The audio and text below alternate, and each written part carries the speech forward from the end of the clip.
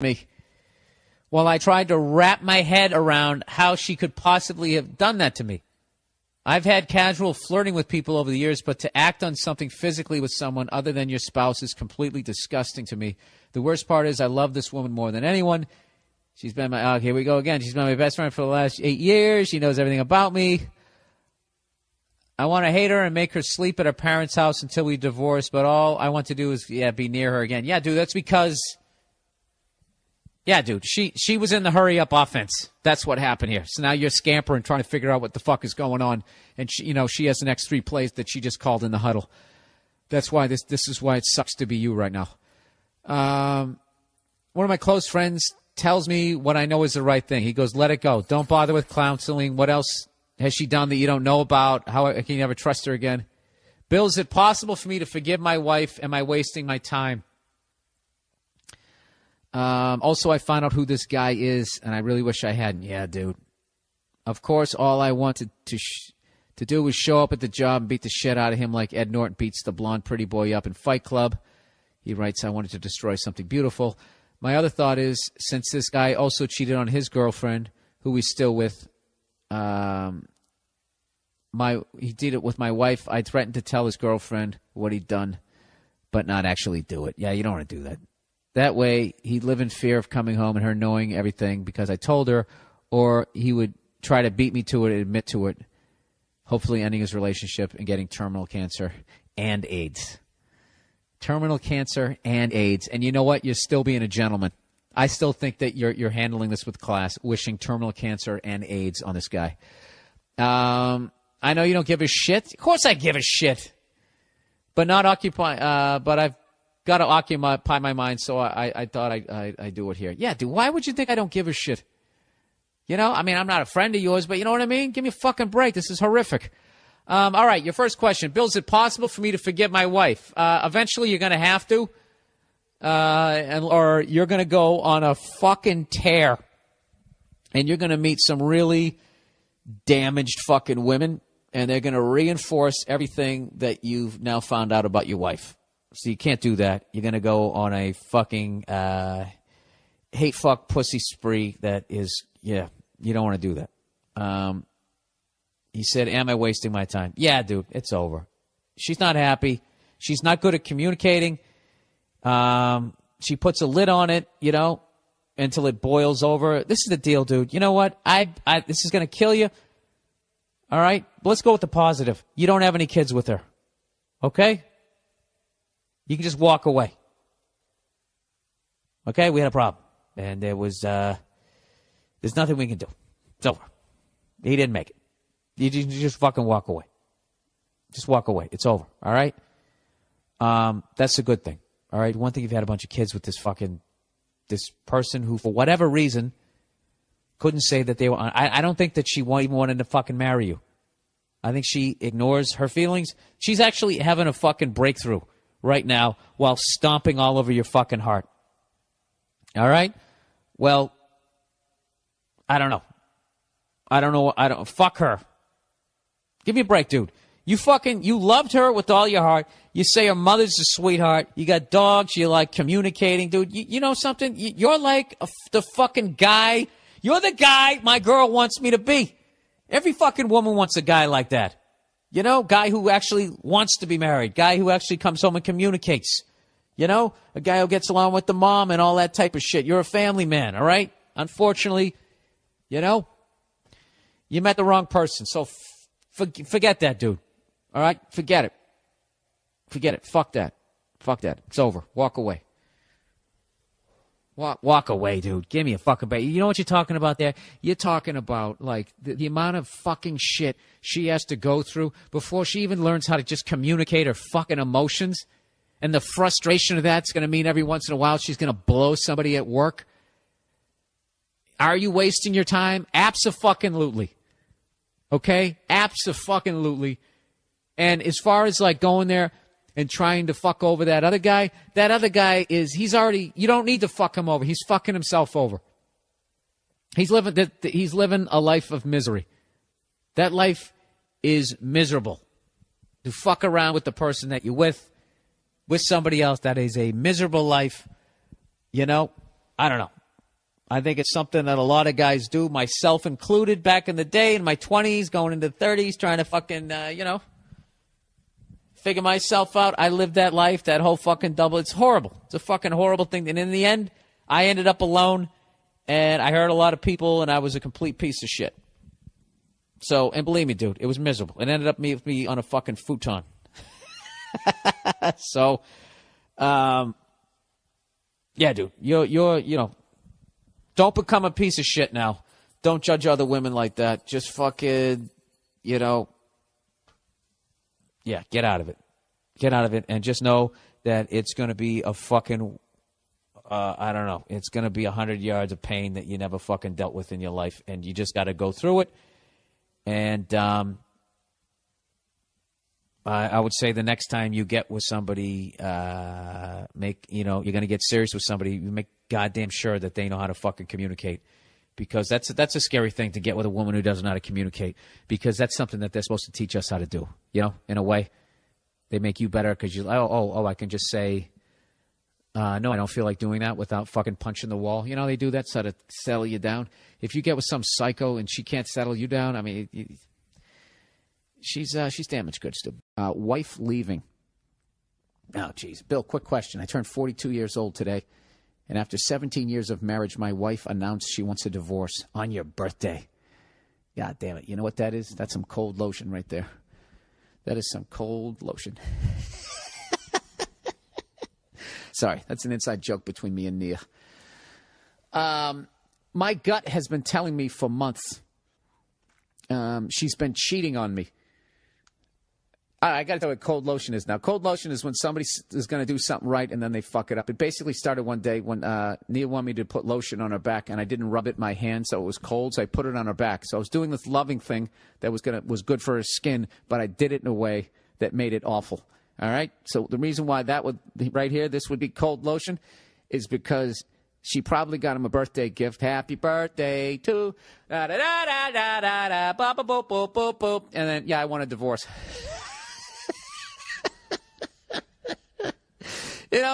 She got him a fucking chainsaw, or a goddamn hockey jersey, whatever the fuck he wanted, baked him a cake, and then kicked him right in his fucking twat. All right. He said, my gut has been telling me that she's been cheating on me for months. She's packed up and left the house, but many of her things are still here. She's coming by next week to pick them up. Here's my dilemma. Her dildo/vibrator is amongst the items she's left behind and will be coming back to get. So do I coat it with hot sauce or not?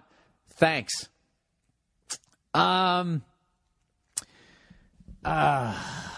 Shit. Do I have time to answer this one? All right. How do I fucking answer this? You know what? A woman would do that to a guy. Okay? But this is the thing. A guy would just take it. A woman would do something like that to a guy. Like, what the fuck would she do? She'd fucking, I don't know, pour water on your computer. What is the female equivalent to putting hot sauce on a fucking vibrator? I don't know. What do you jerk off with, sir? A woman would definitely do some shit like that. All right? If you were fucking cheating on her and you broke up with her on her birthday, I mean, you want to talk about hell hath no fury? Hey, women, you know what? Why don't you guys write in? Hey, ladies, write in and tell me what you would do to your fucking a guy who did that to you after you dedicated 17 years of your life to them. All right? You found out they were fucking cheating on you. Well, you didn't find out, but you had a good feeling. Then they broke up with you on your birthday. What would you do? I don't know what they would do, but this is the thing. You don't want to do that shit. Don't do that shit, because you're going to go to divorce court. She's already probably going to try to take you to the fucking cleaners, provided, she makes more money. If she doesn't make more money than you, don't do it. Just know this. Okay? Whoever she's going to is now shacking up with the cheating cunt. All right? And you sound like you're a good dude. You're devastated, although, it's a little crazy to want to put hot sauce on it. I don't know. The way I look at it, dude, the sooner she comes back and gets all of her shit out of your life, the better. You're 42 years old, dude. I'm telling you. hit the gym, P90X, fucking insanity, whatever you got to do. Get yourself ripped up and look better than you ever fucking looked in your life. All right? And then what I would do if I was your age, I'd go to one of those fucking dating sites. All right? Go to one of those dating sites and get yourself fucking some hot, good girl, 10 fucking years younger than you. All right? Do that instead of putting hot sauce on a fucking dildo. All right, dude? You're above that. Please tell me you're better than that. All right? This fucking twat doesn't want to be with you. Fuck her. Fuck her. And letting some other fucking asshole who goes around banging somebody's fucking wife. Those two pieces of shit, they should get together. They should get married. They'll have a baby. You know what? It'll probably be a fucking banker. All right? Fuck her. Don't do that. Don't stoop to her level. Let her leave. You want to leave? Go ahead and leave. All right? And then one day she's going to see you and be like, what the fuck was I thinking? And you're going to be like, it's too late. It's too late for you. She's younger, she's hotter, she's a sweetheart, and she doesn't suck another dick in the relationship. You filthy pirate whore. All right? There you go. Okay. Jesus, everybody giving me shit. Remember last week when I called that woman a douchebag? Remember the douchebag of the week last week? Because she was giving me shit. Once again, a female, surprise, surprise, was giving me shit that when I read the underrated, overrated, or the questions people have, I wouldn't say what sex they were. And she somehow found out a way to kind of, I don't know, make me look like I was some chauvinist that I guess she felt if it was a good question, I credited a guy. And, you know, it's a free podcast. All right? Stop being so fucking cunty. So she became douchebag of the week. So evidently she didn't like it. And what does she do? She sends me an email. Here's the email she sends me. Bill, it's nice that you named me douchebag of the week. I don't really give a shit because I always mean what I write. I don't even know what that means because I always mean what I write. Oh, really? What are the rest of us just faking it? We're just joking around? But not you. You're so fucking serious. So anyways, evidently this psycho. This is a new segment. This is I can't figure out if this is love letter of the week or psycho of the week. I don't know. You guys name it. I don't give a shit. So anyway, she goes, I don't really give a shit because I always mean what I write. And it seems you're just talking shit about two things that I wrote that seemed bitchy. No, I was talking about your entire email. Don't try to knock it down. All right, continuing here. She goes, call me a cunt, but I really don't give a fuck. You've read a lot of my comments previously and agreed with them or had a good response to them. I'm literally fixing her sentences because she doesn't know how to write here. But it's nice that you will consider telling the gender of the person who the comments are from. And I know you have a shitload of people who listen to your podcast, but I got you some more since my friends who heard the podcast thought it was fucking hilarious, and then they started listening to you. So you really should be thanking me. Isn't this just typical? This is just all going to be woman bashing this week. Isn't this just typical of a fucking female? You know what I mean? She's getting something every week that is free, and she still found a way to bitch about it. Okay? And then when I call her out for being a douchebag, now she's actually trying to make me feel guilty. You know, you call me douchebag, whatever. I mean, just, even though I got a whole bunch of friends to listen to it, I mean, probably should be thanking me, but, that's okay. Shut up. I swear to God. Why can't you slap women? Back in the day, how great did that feel? You have on the wife beater the wind blowing through your armpit hair as you just fucking crack. I know it's evil. I don't give a fuck. Fuck all you guys. I don't give a shit. This is the rest of her email, okay? Before you think I'm an asshole, this is what she wrote. This is actually so psychotic. It's hilarious. She writes, and yeah, I do know that the name shows up on the email even if I don't sign it, but you just make it seem like you that much of a retard to notice.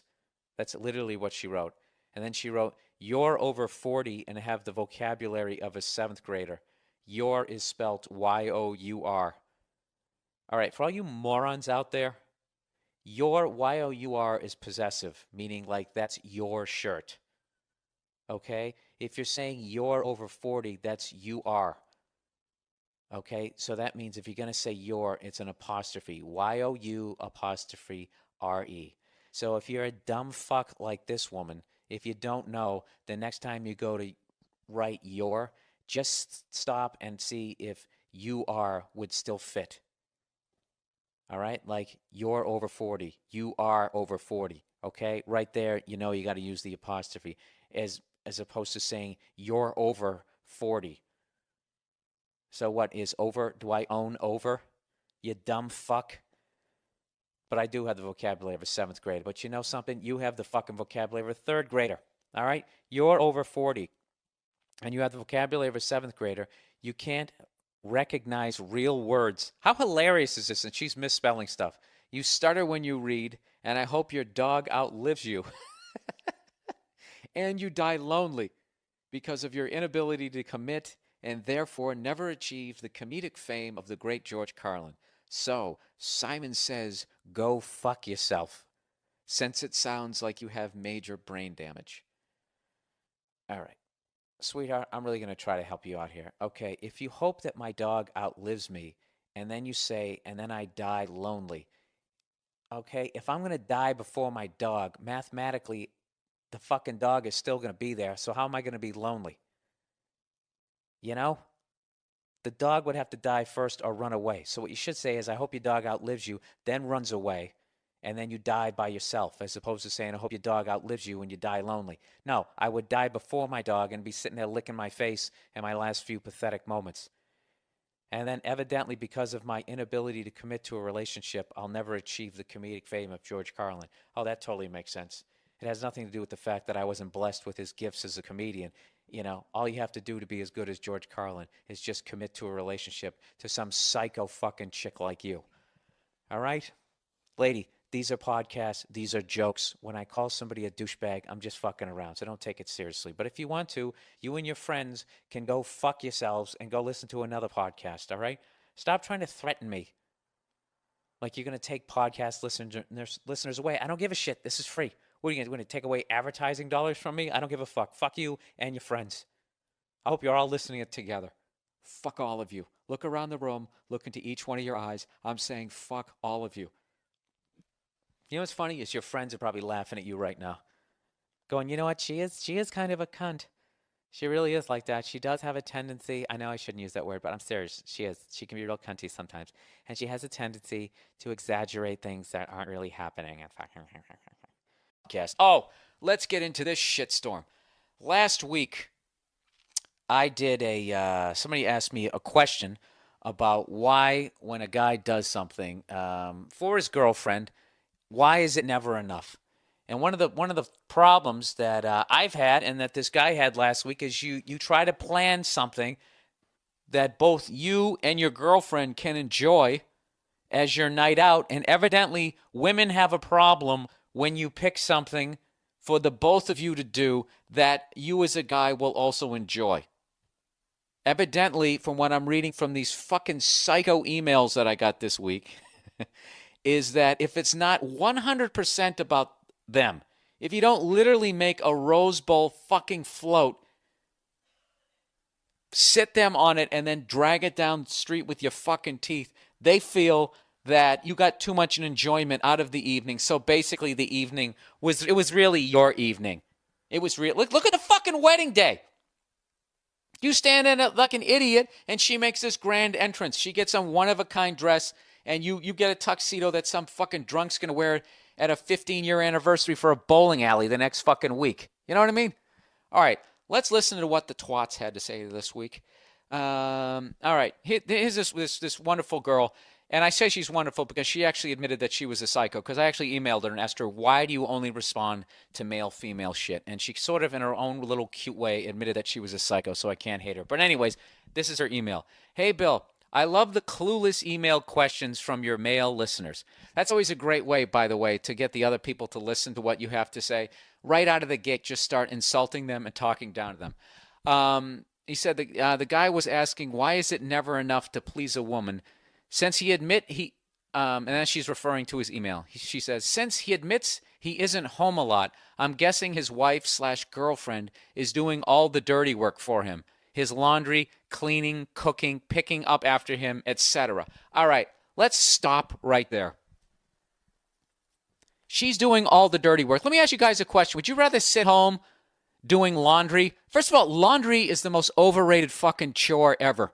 If you have laundry in your fucking apartment, What that takes all of a minute to load the fucking thing in. And if you're not colorblind, it probably takes 45 seconds to load it in. And then you go back to watching The Price is Right.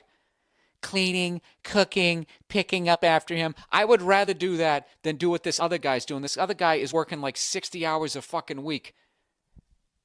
Okay, let's move it. She's already made this assumption. Okay. Then she wants him to spend some time with him, and he comes up with something that he wanted to do. Just like when you took your girlfriend on that drive, all we heard about was the love story between you and the car. You were more excited about the car than anything. It was like you were on a date with the car and your girlfriend just came along for the ride. Listen back to even the tone in your voice when you were talking about it. It's like you were talking about another woman. All right, you know something? I could sit around for 20 years trying to come up with the perfect paragraph to talk how insanely jealous and psychotic women are. They're jealous about an inanimate object. She's talking about a car.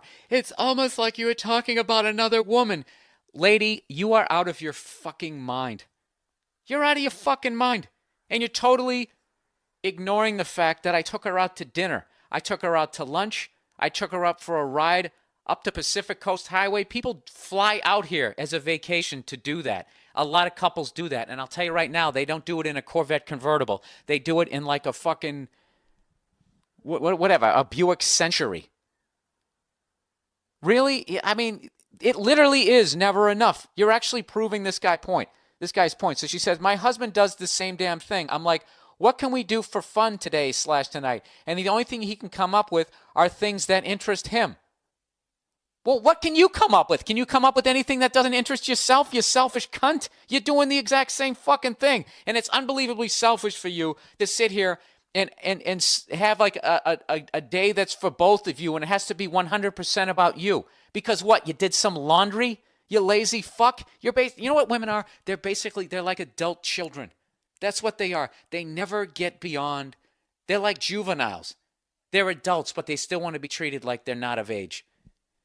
It's just fucking boggles my goddamn mind. She goes, I'd rather not do anything at all. I think it's selfish and obnoxious that everything we do has to have his interests before mine.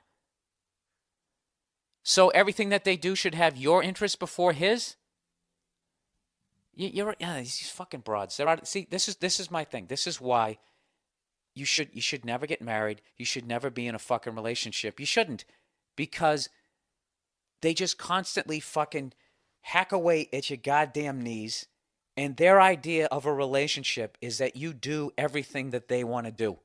And right now, they're sitting there shaking their heads. They're going, no, no. Even the girl who wrote that's probably saying no. And there's a bunch of other women going like, I'm not like that. I'm not like that. I went to a ping pong convention. They always come up with some stupid-ass fucking example. And at the end of the fucking day, you have to do everything that they do. You have to do what the fuck they want to do, or else they get mad. Okay? And that, my friend, is when jerking off comes into play. Because when you really break it down, what's the worst thing that they're going to do to you? They're not going to fuck you for a few days. Okay? And I got to be honest with you. Once you rub one out, who gives a fuck? And you have to have that clarity when your nuts are full.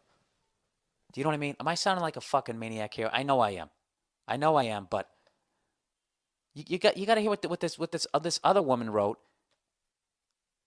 And of course I don't have it in front of me because I'm an idiot. Where the fuck is it? All right. I am writing to comment on the why it is never enough discussion on your last episode. I'll start by saying that the guy that wrote in, and to a slightly lesser extent you, come off as total douches. Let me explain my view of the writer's situation. Oh, I guess the guy sent the email. And yes, I am one of those manipulative, selfish creatures known as women. Yeah, you are. What, you called yourself out on it? Now, was I supposed to like read that and be like, wow, I really am too harsh on women? See, you're like trying to manipulate me with your fucking bullshit already. Okay, here we go. I don't remember the names, so I'll call him Bob and his wife Sally. Bob neglects Sally. A huge fuck up on Bob's part. Now let's get back to the detail here. He's neglecting her. What is he? Is he out at the bar chasing other women? This guy is out working his fucking ass off.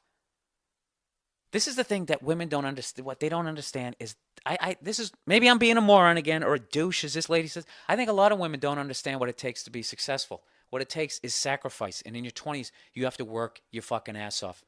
That's what I did for 5 years. My first 5 years in this fucking business, I had no girlfriend. I had no social life. I had nothing. All I was doing shows and fucking rubbing one out. That's what the fuck I did every goddamn day. I went to work.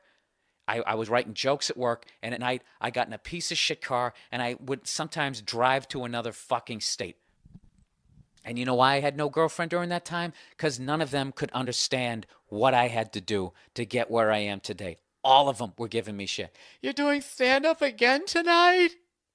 Do you realize how many Richard Pryors are fucking working at a Home Depot or Jimi Hendrix because they hooked up with the wrong fucking twat who talked them out of their goddamn dream because they didn't want to hear it, because they said you needed some sort of responsibility. This fucking guy is doing the right thing, and she's calling him selfish. He's at work busting his ass trying to get ahead.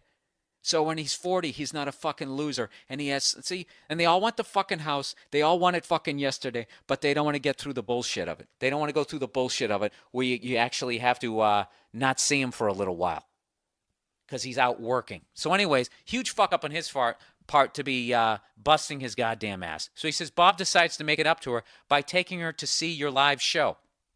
She says, which is awesome. And a dinner, which is pretty standard. This is how out of control women are. She's getting a free fucking meal. And they're so spoiled as a sex that she describes a free fucking meal as standard. Do you know what I have to do as a man to get a free meal? I have to win like a radio contest. You know, I got to call up this radio station and imitate the local sports guy. And I have to beat out all these other fucking guys who are... I haven't had a free meal since I was 8 years old. My parents took me to McDonald's or whatever, maybe 13, 14. Women are so fucking spoiled that this guy is busting his ass at work. That's viewed as selfish. He's buying this girl a free dinner, and it's viewed as standard. They're out of their fucking mind. So anyway, she goes, Sally basically tells her friends, who may or may not know, that Bob has been fucking up. Once again, Bob is fucking up because he's busting his ass at work. So when they're 40, they're going to be on easy street. He's fucking up right now. These same bitches who make you fucking, not chase your dream, leave you when you're 38 because you're a fucking loser. Right? All right. I love generalizing. It really gets these twats, cunt hairs in a fucking... I can't even finish that sentence. That was so evil. All right, let's plow ahead. Who may or may not know that Bob has been fucking up, that this night out is not what she had in mind, but she is taking what she can get, playing the victim. Oh, the poor baby. She's taking what she got, a free meal. She's just taking what she can get. And she's getting a show, to come out to my show, one of the best fucking comedians in the country. You like that? I'm talking shit. It's football Sunday. And plus I'm reading the Ric Flair. The best comic on the biggest hill. Anyways, Bob gets upset and determines that no one has ever or will ever be able to please any female. Code for why should he even make an effort to make his wife happy in their marriage. That's not code for that. That's how you read into it. You've never met Bob. You've made all kinds of assumptions here. Poor Bob. Bob's douchery becomes crystal clear when he says something to the effect of, this whole night out was supposed to be about her. This is classic male privilege wankery. But I realize this is hard for you and Bob to see, so I'm here to help. I'll try to make it simple. When you piss off your wife, bringing her along to a show you already wanted to go to and that she is only mildly interested in, then being a little scrotum about it when is underwhelmed by the fact that you are actually making an effort to go out with her, which is what you should have been doing as a matter of course, is not the way to go. Oh my God. I mean, the arrogance in this. I love people who are arrogant and they're calling you out for being arrogant. Bringing her to a show. Do you understand? I'm going to stop being a jerk here because maybe I can actually convince a couple women. Do you understand what it takes? This is actually, I've been generalizing. There are women out there who understand what it takes to become successful. And I guarantee you most of them are not in relationships and they have a difficult time being in relationships. Because the guy they're with wants to go home and play fucking footsie or wants her around. and doesn't understand that these are the years where she has to bust her ass to get where the fuck she's going to be. You know? So, lady, both of you guys are 100% wrong. I could see if this guy was out drinking with his buddies, if this guy was out fucking around on her, or if he was just sitting there staring at the TV watching football and not paying attention to her when he brings her out, yeah, then I could see that he should have some sort of mini all about you wedding day for her. Okay? But if this guy is busting his ass at fucking work, okay, he's not going out having a good time either. So he should be allowed to have some sort of enjoyment. You understand? He should be able to enjoy some of the day, some of the night also. And this is another thing that you haven't even brought up. How much of the rent do you think he's fucking paying? I'd be willing to bet that he's paying more than she is.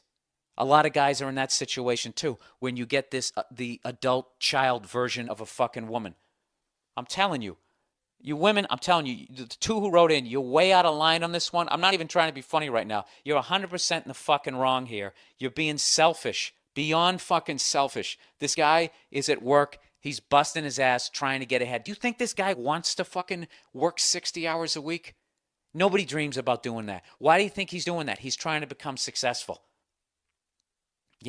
So the next time like I said, if this guy had been fucking around, or if this guy had been sitting there watching, sports and not paying attention to you and hadn't given you a compliment since you could fucking remember, yeah, then I could understand. You know what I mean? Taking you to the whatever the fuck you wanted to go to. But for you to sit there and this guy spends his hard-earned fucking money, takes you out to dinner, okay? Which you got to understand is not standard. Okay? And how fucking spoiled are you that you think that is standard? I got the fucking hiccups here. I'm so goddamn upset. You guys are 100% wrong. If any of you broads out there want to try to come out and support these two girls, I mean, go for it, because I don't see how they're wrong. This guy did nothing wrong. He took her out to go see a show. It's just, what is stand-up comedy is not respected. It isn't. If he took you out to see a Broadway show or a fucking musical, or I guess that's the same thing. I don't know what. I guess if he took you out for dinner and a movie, I love how like guys always have to show some sort of imagination. It's standard. It was just imagination. We like surprises. And it's like, when was the last time your girl actually showed any fucking imagination when they got you a shirt, or some sports DVD, Do they ever really show any sort of fucking imagination? I'll tell you who does. My girl. She actually showed some imagination. One year. When I first met her, I was playing drums, She knew I was into drums. She knew I loved them, and she actually got me this pair of drums. She got me a pair of drumsticks. We'd only been going out for like a month, so there was like that thing, you can't get a really huge gift, but you got to get them something. She got me a pair of drumsticks, and she had my initials engraved in them. I never even used them. I thought it was unique. It was loving. And it didn't cost her that much money, and it was totally fucking cool. I wouldn't be like, well, you got to do that every birthday, Surprise me. Like you did with the drumsticks, except spend a ton of fucking money, too, I don't even know if that even fucking... I think I started to make one point, and then I made another one in that one. I'm so fucking annoyed by these women. They're out of their fucking minds. You're out of your fucking minds. Okay? And if the guy who wrote that email last week, don't listen to these fucking twats, all right? You're out there, you're busting your goddamn ass. You have to sit down and you have to explain to your wife or your girlfriend or whatever the fuck she is what it takes to become successful. Because I'm telling you, you understand what it is. You're doing what everybody else did in their 20s. All those people out there, the broads with the tramp stamps and the guys with the tribal band tattoo who are out there doing keg stands and fucking everything that moves, doing their best to catch herpes every fucking weekend. Those people, they wonder what happens. When they get to their 30s and their 40s, they wonder what the fuck happened.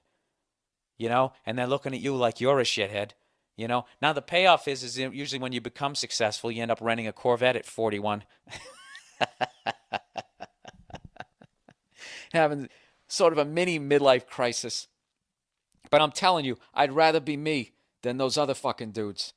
I really would. So you really need to explain to this woman who looks at you busting your ass as neglect, as being selfish, is just beyond me. It's fucking beyond. You're doing what you're supposed to be doing as a man. Is a man is supposed to work and he's supposed to provide for his family. And what you are doing is you are laying the groundwork for you to do that as best as you possibly can. And for someone to say that that is selfish is just fucking beyond me. Okay? Let me ask you this. When you went out that night, how fucking tired were you? How many times did you yawn from working all fucking week? You know what I mean? You know, aren't you allowed to go out and have a good time with your girlfriend with a little bit of shit that she enjoys, a little bit of stuff that you enjoy? Isn't that like a fucking relationship? I mean, am I on my fucking mind here? Anyways, this is really just become a woman bashing thing. This really just fucking tapped into this. Bill, wife left. Bill, so I got a text from my wife a couple weeks ago saying she had taken our dog and her things, left, and we're getting a divorce. Wow. She gave you a text message. You know, that's kind of the way to do it. In a selfish way. You know. Do you know I know somebody who did that? I knew somebody who was in a fucking relationship forever. And I guess they just didn't know how to get out of it. So here's an option for people out there, men and women. And sir, this has nothing to do with you. This just reminded me of this. So this fucking guy, his woman went on a cruise or went on some sort of wine tasting thing or whatever. And he I guess he knew that she was going on this trip. So before she left, he already found another apartment, signed a lease, and all that type of shit. So she leaves. I mean, she was leaving for like 2-3 days. He had another buddy of mine, went over there. They packed up all his shit and fucking moved it out to this new place. And then, you know, he just lived in that place until the day she was coming back. He came back to the apartment. She comes home and immediately sees half the shit is gone. And he just dropped the bomb like that and said, listen, you know, we need to talk. I'm not fucking happy. And when I tell you this fucking woman flipped the fuck out, flipped the fuck out, like went absolutely fucking ballistic. And and I always wanted to ask her why. What was it that made you flip out? Would you have flipped out less? Because she didn't even go into the surprise of what? Oh my God, crying, went immediately to anger. And I think it was because he was already out. And there wasn't going to be any sort of closure / I can torture you and be a total cunt to you. Like he sidestepped all of that and just made this clean ass fucking break. You know, Dennis Miller, that's the news, and I am out of here. That's what I thought when he did it, and I don't know why I always smile when I think, because that's the thing, you know, if you're going to break up with a woman, you just know, I never had to break up with a girl I was living with. I can't imagine that fucking hell. And this person, I mean, that's one way to do it. So if you are stuck in a relationship and you don't know how to fucking bring it up, you just don't know how to do it, that's one way to do it. Because when they come home and you're sitting there, but all your shit isn't there, that's the conversation has begun. Fuck. Anyways. So, getting back to this poor bastard. He goes, her rationale was that she always hated me. Oh, my God. Forget the 8 instances of cheating, 3 post-marriage that I tolerated just because is as good of a reason for her to leave as any. Wait a minute. Back up here. Wait a minute, dude. She cheated on you 8 fucking times? 5 times before you got married? I mean, dude, what? Come on, man. You didn't see this coming? All right, I'm going to save judgment here. He said, forget about the 8 instances of cheating, 3 post-marriages that I tolerated. And then he writes in quote, just because is as good of reason for her to leave as any. Here's where you pummel me, but she was at my mom's bedside with my mom and I when my mom died. Okay, I didn't realize... Dude, you didn't write this well. I didn't realize to her that nothing... I didn't realize to her that was nothing but her way in. I didn't realize that to her... I don't know. That she went to that was her way into your life? In my grief, I didn't notice she went full Andy Dufresne, just chipping away at my sense of self so she would fuck around. So when she would fuck around, I thought, well, no person in the world will hang on to me, so this is better than being alone. Fuck it. Oh, dude, come on, man. She and I have been together for 9 years, married 3. My problem is that as a 26-year-old, birthday was yesterday, none of my friends can relate, and my 1,000-yard stare, can relate. And my 1,000-yard stare at the bar just seems to be harsh. Seems to harsh their hipster PBR buzz. Dude, this is the most difficult fucking thing I've ever tried to read. Dude, you're only 26 years old. Get the fuck out of this thing. Go to the gym. Is that your problem? Huh? You got a little dough around the fucking middle? That's it, dude. Read up on nutrition. Get some fucking self-esteem, man. This is ridiculous. This fucking cunt, you know why she hated you? She's probably one of the reasons she hates you is because you're not sticking up for yourself. This fucking... Oh, dude. You know what? I'm not going to yell at you. You've already been through the fucking ringer with this one. I'm sorry you ran into something like this. I'm sorry. I don't know who the fuck your male role model was when you were growing up. Didn't build you up more, but they obviously didn't fucking raise you right, and now you got to do it. Okay? You got to build yourself up, man. You can't fucking have something like this going on. You're like William H. Macy and fucking Boogie Nights. You can eventually fucking shoot her in the driveway, fucking your friend, and then go blow your own brains out. You don't want to be that guy. Fuck this woman.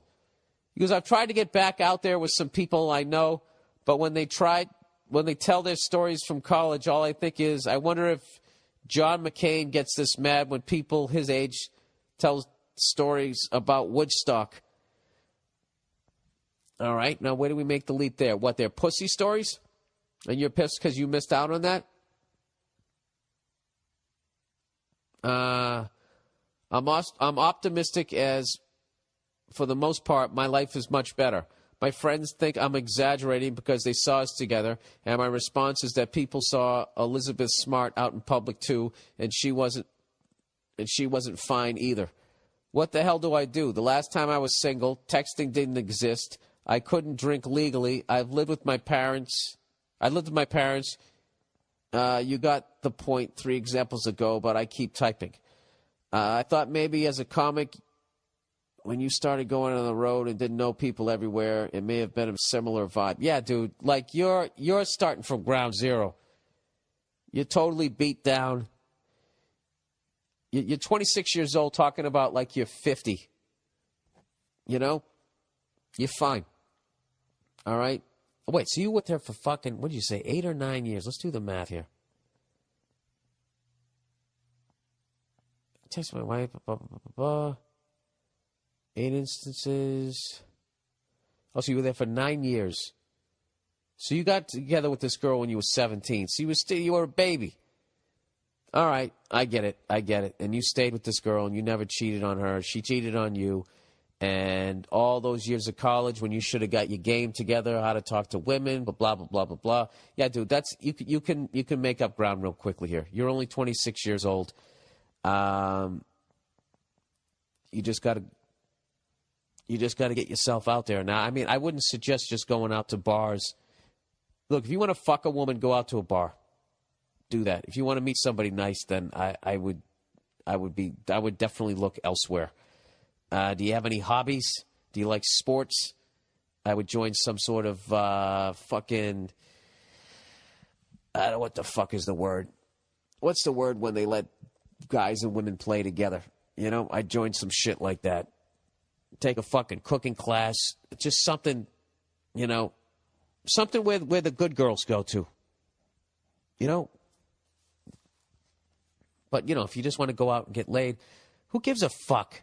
What you got to do is you got to get over getting rejected. Just go out to a bar and just talk some shit. You know? Don't go out and get plastered and use that as your fucking courage. Just go out there and just talk some shit. You know? And just go out there and just say, all right, I'm gonna say what's up to 10 different women tonight. All right? Or if that's too overwhelming, make it 5 or 4. All right? No less than 4. All right? All right? With no pressure on the results. Just go out there and just fucking strike up a conversation. See how long you can keep it going. And just, you know, whatever. You're going to be nervous. You're going to give a fuck. But with each one, you're going to give a shit less. And the less you give a fuck, the more relaxed you're going to be, the funnier you're going to be, the more you're going to attract them. It's literally when you give a fuck. When you give a fuck, you're scaring them away. When you care, you know, you'll be fine, all right? But you got to grow up and stop embracing this fucking this depressive shit, because it's also going to make you an angry cunt. And you're going to fucking hate women, and you're going to push your friends away, and you end up being alone. All right? Unfortunately, you wasted 9 years of your life with some cunt. And you got fucking married, okay? But it wasn't a waste, because now you know what you don't want. All right? So that's it. But for the love of God, do not get into another goddamn relationship. You got to make a pact with yourself. You're not going to go from a 9-year one, 3-year marriage to fucking jumping into something else. You got to stay single and figure out what the fuck you want. You might want to like not even go out to fucking bars for a while. You know? Just go to the gym. Hit it like a fucking madman. You know? And fucking figure out what you're looking for, and then where it should be, and then go in that direction. Do that, all right? Not everybody's going to be the guy who goes out and bangs a fucking 100 women. Who gives a fuck? All right? At the end of it, if you find fucking love and you find the person you're supposed to be with, you won. Okay? So, whatever. There's my fucking 2 cents. Did I say the F word enough? Oh, here's some letters from people overseas, specifically England. This section's called English Cunts. Hey, Bill, so you thought my last email wasn't good enough for your podcast? I hold no grudges. It's a recession, and you want to keep it all American. Fair play. So let's keep up the theme from your last one and attempt to get a mention. Shameless whoring of myself here. You say baseball jumped the shark. Let me tell you something. Coming from the nation that pretty much invented all major sports except the Olympics, Great Britain. You know, I like to consider myself knowledgeable about sports. Exactly what sports did you create? What sports did you create? Are you going to do the rugby thing and then rugby developed into football? I'll give you that one, that was the spawn of it. But you can't take credit for baseball. What do you say, that's cricket? You guys sit there with that fraternity paddle from some horrific night of hazing. You finally pulled it out of some freshman's ass, and now you're trying to hit a racquetball over to some guy from fucking India? Huh? What other sports have you guys invented? Basketball? You didn't invent that. I don't know what you guys invented, but you sure suck at all of them. You know, when was the last time you guys won a World Cup? You know what? That's a great fucking question. That's what you guys are known for. Soccer, right? And rugby. I like when those douchebags over in England they always try to say that football players are pussies because they wear like helmets and that type of shit. And then you watch a rugby game. Those guys are tough, but those guys would be hitting each other a lot fucking harder if they had pads on and shit, you know? I watched the game. Yeah, it's a bunch of guys fucking sticking their heads up each other's asses as they're kicking at a football. That's definitely, and you know what's funny is I never disrespect rugby. I look at it like that. That's a tough sport, and tough guys play that sport. I don't know why they always pick on football. I don't get it. You know what I mean?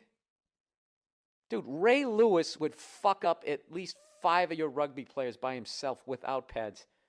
You got nobody in your fucking little pussy-ass English rugby league that looks anything like Ray Lewis. Ray Lewis would destroy him. Jack Lambert. Why don't you bring me your famous fucking rugby guys and show me how those guys are hitting any harder than Lawrence Taylor? You're out of your fucking mind. Out of your fucking minds. Let's look up England. England World Cup victory. I'm going to make a guess, and I'm going to say it's somewhere. It's got to be the 1960s or before. England World Cup victory. The World Cup victory by England, 1966. There you go. I fucking knew it. I knew it was going to be back then, like when the Celtics were winning all their championships, right? Was Brazil not allowed in back then? Fucking padding your stats. I'm just fucking with you guys. I respect your sports, but what do you... Pretty much invented all major sports except the Olympics. Go fuck yourself. You guys didn't invent shit. You had a half-ass idea that we made tremendous. Is there any... You know what I mean? Like the greatest fucking soccer player of all time, is he from England? It's Pele. The Michael Jordan of soccer is not even from England. So why don't you guys dominate something on a world fucking level? What was the last time you guys had an athlete? Because I'll tell you right now, that good-looking son of a bitch for the LA Galaxy is not doing shit, and nobody gives a fuck about him over here. You can walk up and buy a ticket. All right? I went to an LA Galaxy fucking game. I parked right next to the guy. I didn't even recognize him. I asked him which way the fucking stadium was.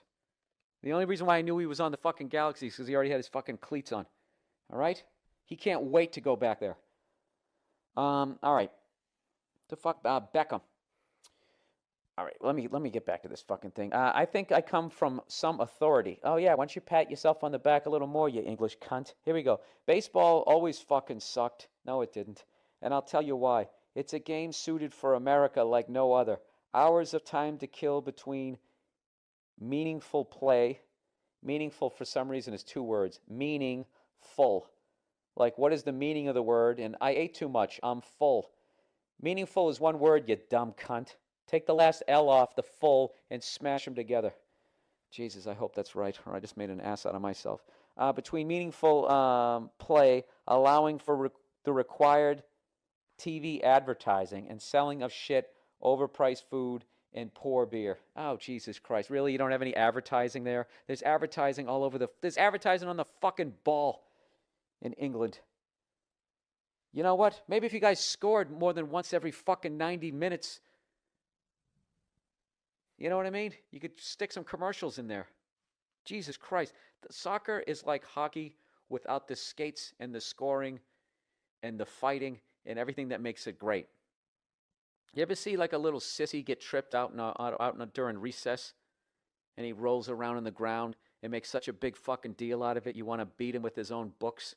That's what like watching soccer is like. Every 5 seconds, these guys, they look like if Pau Gasol, if you could have like, whatever, 20 Pau Gasols all in the same fucking field, just bitching, moaning with that crybaby fucking face. That's what soccer is. See what you did, dude? I actually really enjoyed the game, but you're attacking my shit, so now I got to attack yours. Minimal athleticism required. Yeah, dude, really? Hitting a baseball is one of the hardest things you'd ever do. Why don't you fucking brush your teeth and give it a chance at some point? You guys are swinging with that big fucking paddle. Oh, God. All right, let me go. You know, I would never make fun of the bicycle kick and act like that's a simple thing to do. Anyways, and before you come up with this stock, we'd like to see you face a 100-mile-an-hour curve. I just did that. That's hilarious. From insert drugged up goon here and then talk that shit. It's a game, not a sport. Like bowling is a game. No, it isn't. I can see, yeah, bowling's a game. It's just you standing there. If somebody was throwing the bowling ball at your head at 100 miles an hour and it was fucking changing speeds, then that would be a sport, okay? Or if you just held the ball like T-ball, you just hit it off a stand, then that would just be a game. I don't know. Athletes are people who actually move around for the majority of the sport. Cyclists, rowers, even soccer players cover around 10K per game. Oh, God. Really? Is that why they're all built like women? You know what your athletes look like in fucking England? They look like mannequins at the Gap. You know? I know we're fat over here, but we're more muscular too. You fucking pansies over there with your poor nutrition and your nationwide healthcare plan. Why don't you get some fucking protein in your diets? Your skinny ass fucking arms and your little legs running around, not being able to. You know why you can't use your fucking hands in soccer? Because you fags would break your wrists. All right, that was homophobic. Sorry about that. Didn't mean to say fags. Sorry, just got worked up. Anyways, let's finish this. The game comes from an old English game of rounders, which was by and large a game of women. What the fuck is he talking about now? You know, I don't even give a shit anymore. While the real me were playing rugby and football. What? Oh, Jesus Christ. Are you trying to say baseball was made up by a woman? Is that what you're trying to say? You know what I love? Everybody acts like they fucking hate America and they can't stop paying attention to us. I don't listen to any English douchebags podcast. You know? I don't know a fucking thing.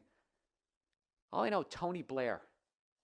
Tony Blair bitched up and fucking sent you guys, you know, got you guys into fucking Iraq too because he didn't have any balls. You know why? Because he plays soccer. Wow, that was really fucking mean. All right. My girl wears entirely too much makeup. Oh, Billy Firecrotch. I've been dating a girl for 3 years who is fantastic. She's caring, listens to me bitch about work, and is a crazed lunatic in a good way, in the sack. All right, so she's great in bed and she puts up with you. What's the not like? My one problem is that she wears way too much makeup. She watches YouTube videos all the time dealing with ways to put on makeup, but she always looks like she uses too much. Her eyebrows look kind of like Groucho Marx by the end of it.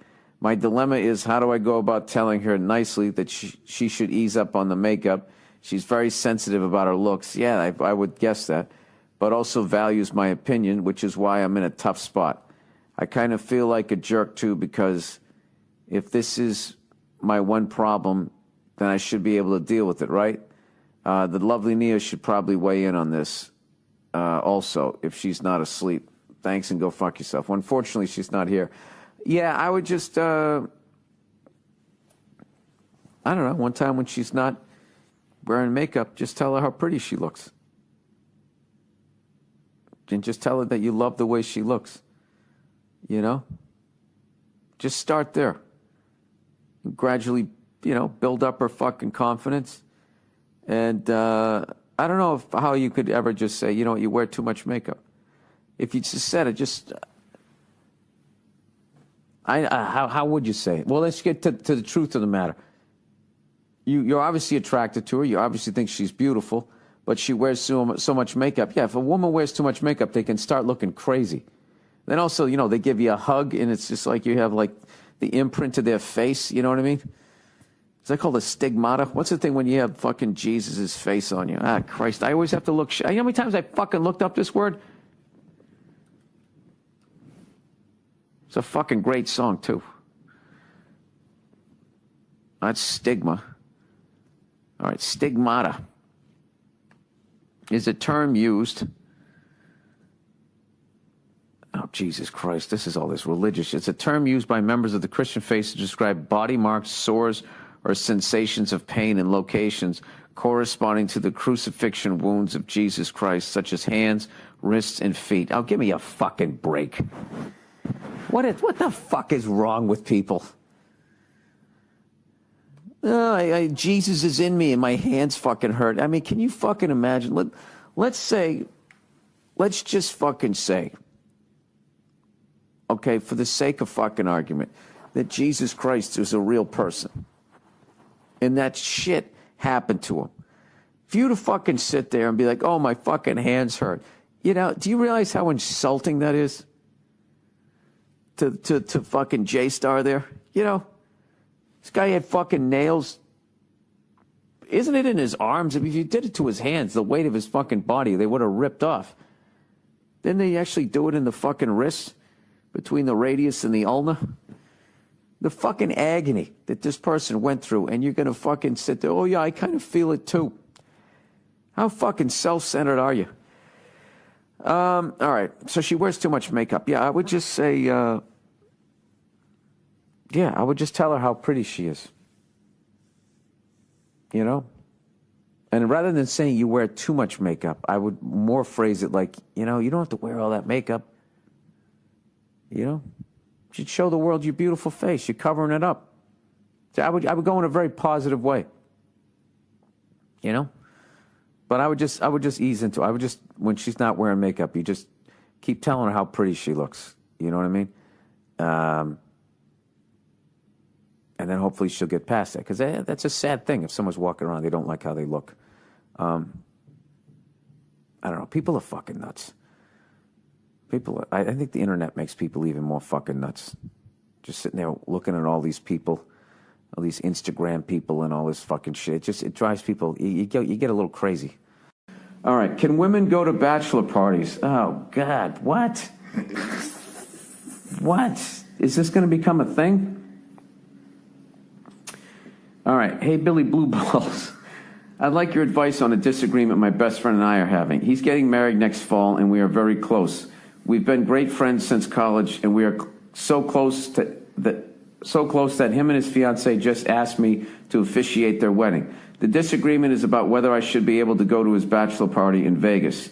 I'm a woman, but because he's my best friend, I think I should be able to go. He wants the bachelor party to be men only, and I understand this to a point, but at the same time, by virtue of how close we are, I think I should be able to go. My friend and I are big fans of your podcast and have agreed that if you read this on air, whatever your advice is, we'll take it. So if you don't think that I, the best female friend, should be going to the bachelor party, we'll agree to it. Love the podcast. Hope you come to Boston soon. Thanks, and go fuck yourself. No, you shouldn't, because I thought this was a guy going to be bitching about his male friend that wanted to bring a woman along, and the first thing I was going to say would be like, I don't agree with that, but at the end of the day, it's this person's bachelor party, it's their wedding, so you just gotta, you know, I would just shut up about it, but I would break his balls for the rest of time. Like, this is my best friend. He had a woman at his bachelor party. No, it wasn't a stripper.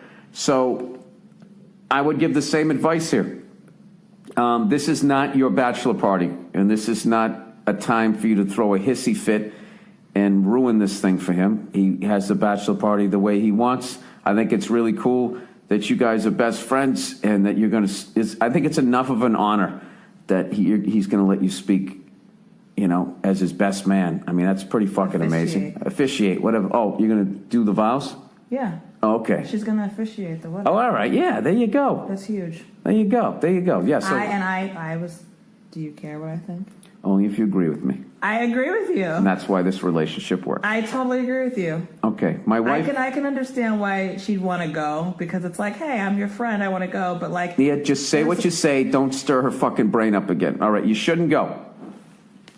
Yes. Respect your best friend's wishes and not go, because he's going to want to do some shit.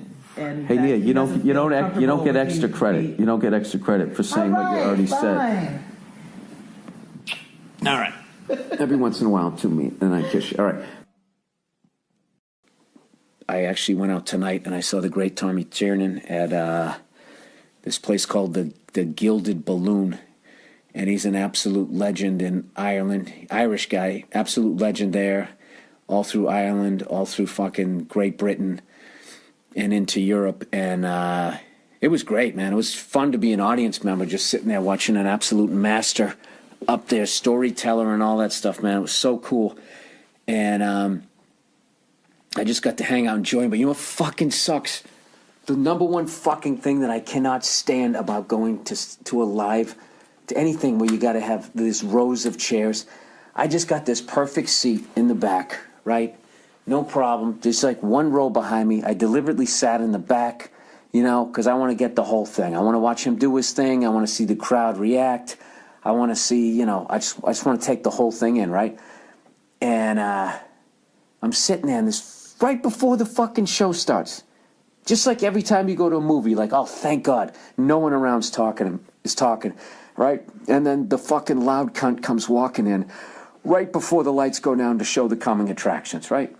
The same thing happened at Tommy's show. Everything was great. I'm chilling out.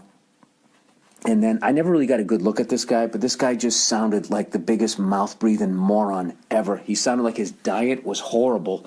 They just drank and boozed. He was like having problems just breathing.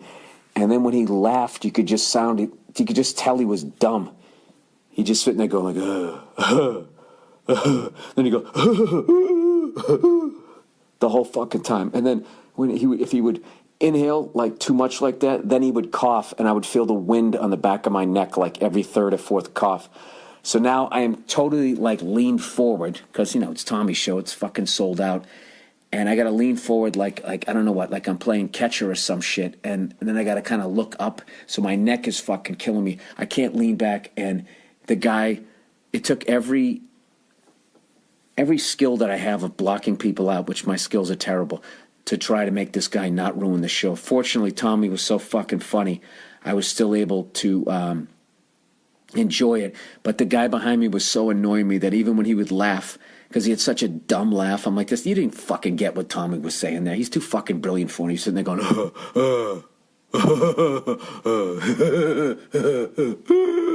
that for a fucking hour. It was like a Mel Blanc voice. Which way did it go? That's what it reminded me of. Is this still fucking recording, or did it turn off? Hey, is this bad? I was watching last night when I was ignoring my wife being a fucking child myself. And they were interviewing these homeless people who have like no place to go and all of that type of stuff. And they were just saying, we sit here and we see people shopping for Christmas. And, I'm thinking like, I wish I had a family. I wish I had somewhere to go. And it was making me feel bad. But, I just wish one time they just interviewed just the lazy homeless person who was just like, I just never liked having a job. And one thing came to another, and I ended up out here, and, kind of sucks in the winter, but overall it's not bad. For as much as I wear the same pants every fucking day, I can take a nap whenever I want to. I don't have anybody telling me what to do, right? I'm eating, drinking, I'm fucking hanging out, just sort of existing.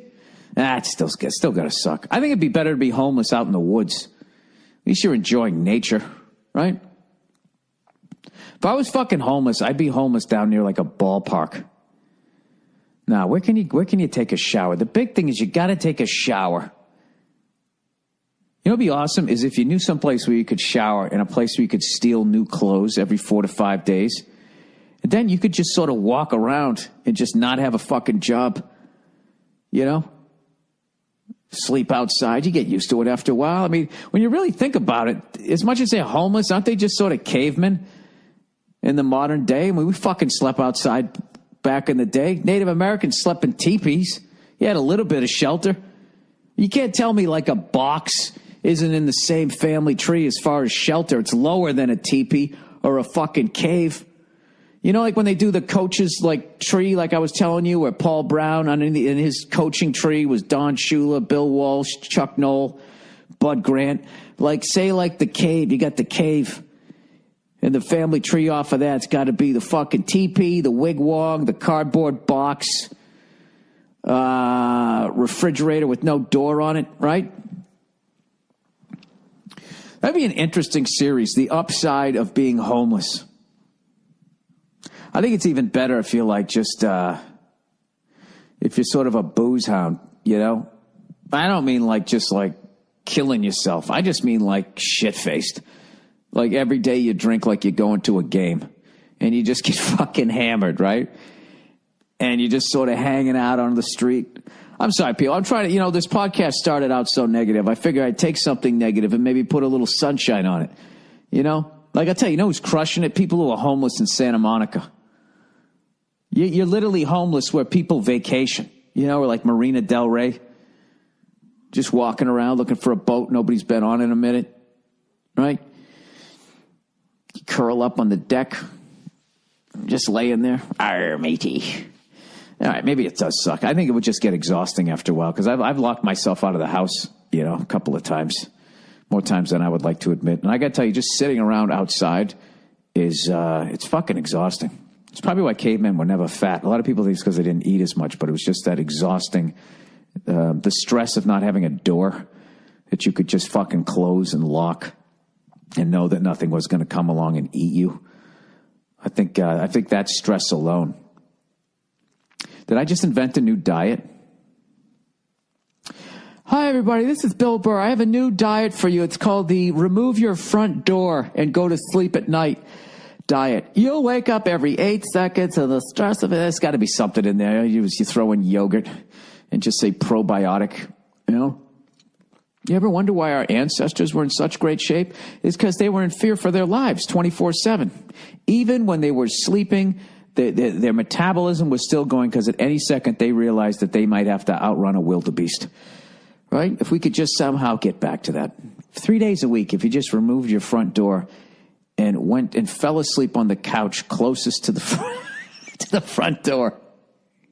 You know what that reminds me of? I remember one time I met this shady chick on the road, and we fucking hooked up, and it seemed everything was cool at first, and then like she started telling her story. You know, you start steering the conversation towards sex, you know what I mean? Just shit you do in your 20s, you don't have any game. And she started telling me how oh God, going back so far. When you talk to a woman, right? You start talking to them about sex, okay? And they're open to it. And you ever had that experience where you're like, oh yeah, here we go. It's all set. It's all set. It's all set. And then it just passes that tipping point to be like, all right, well, I got, obviously going to wear a condom. It's not that bad. All the way to the point of like, holy fuck. All right. You know what? Forget it. Forget it. This was a bad idea.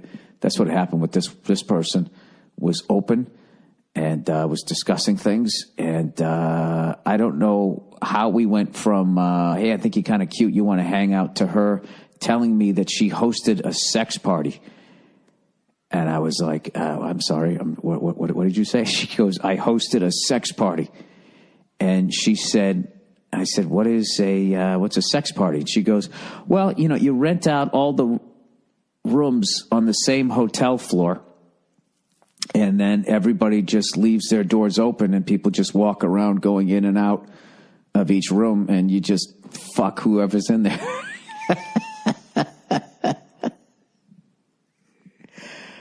So at that point, I decided that, all right, I don't know if I have the level of protection. I don't know if they make a condom for that. So,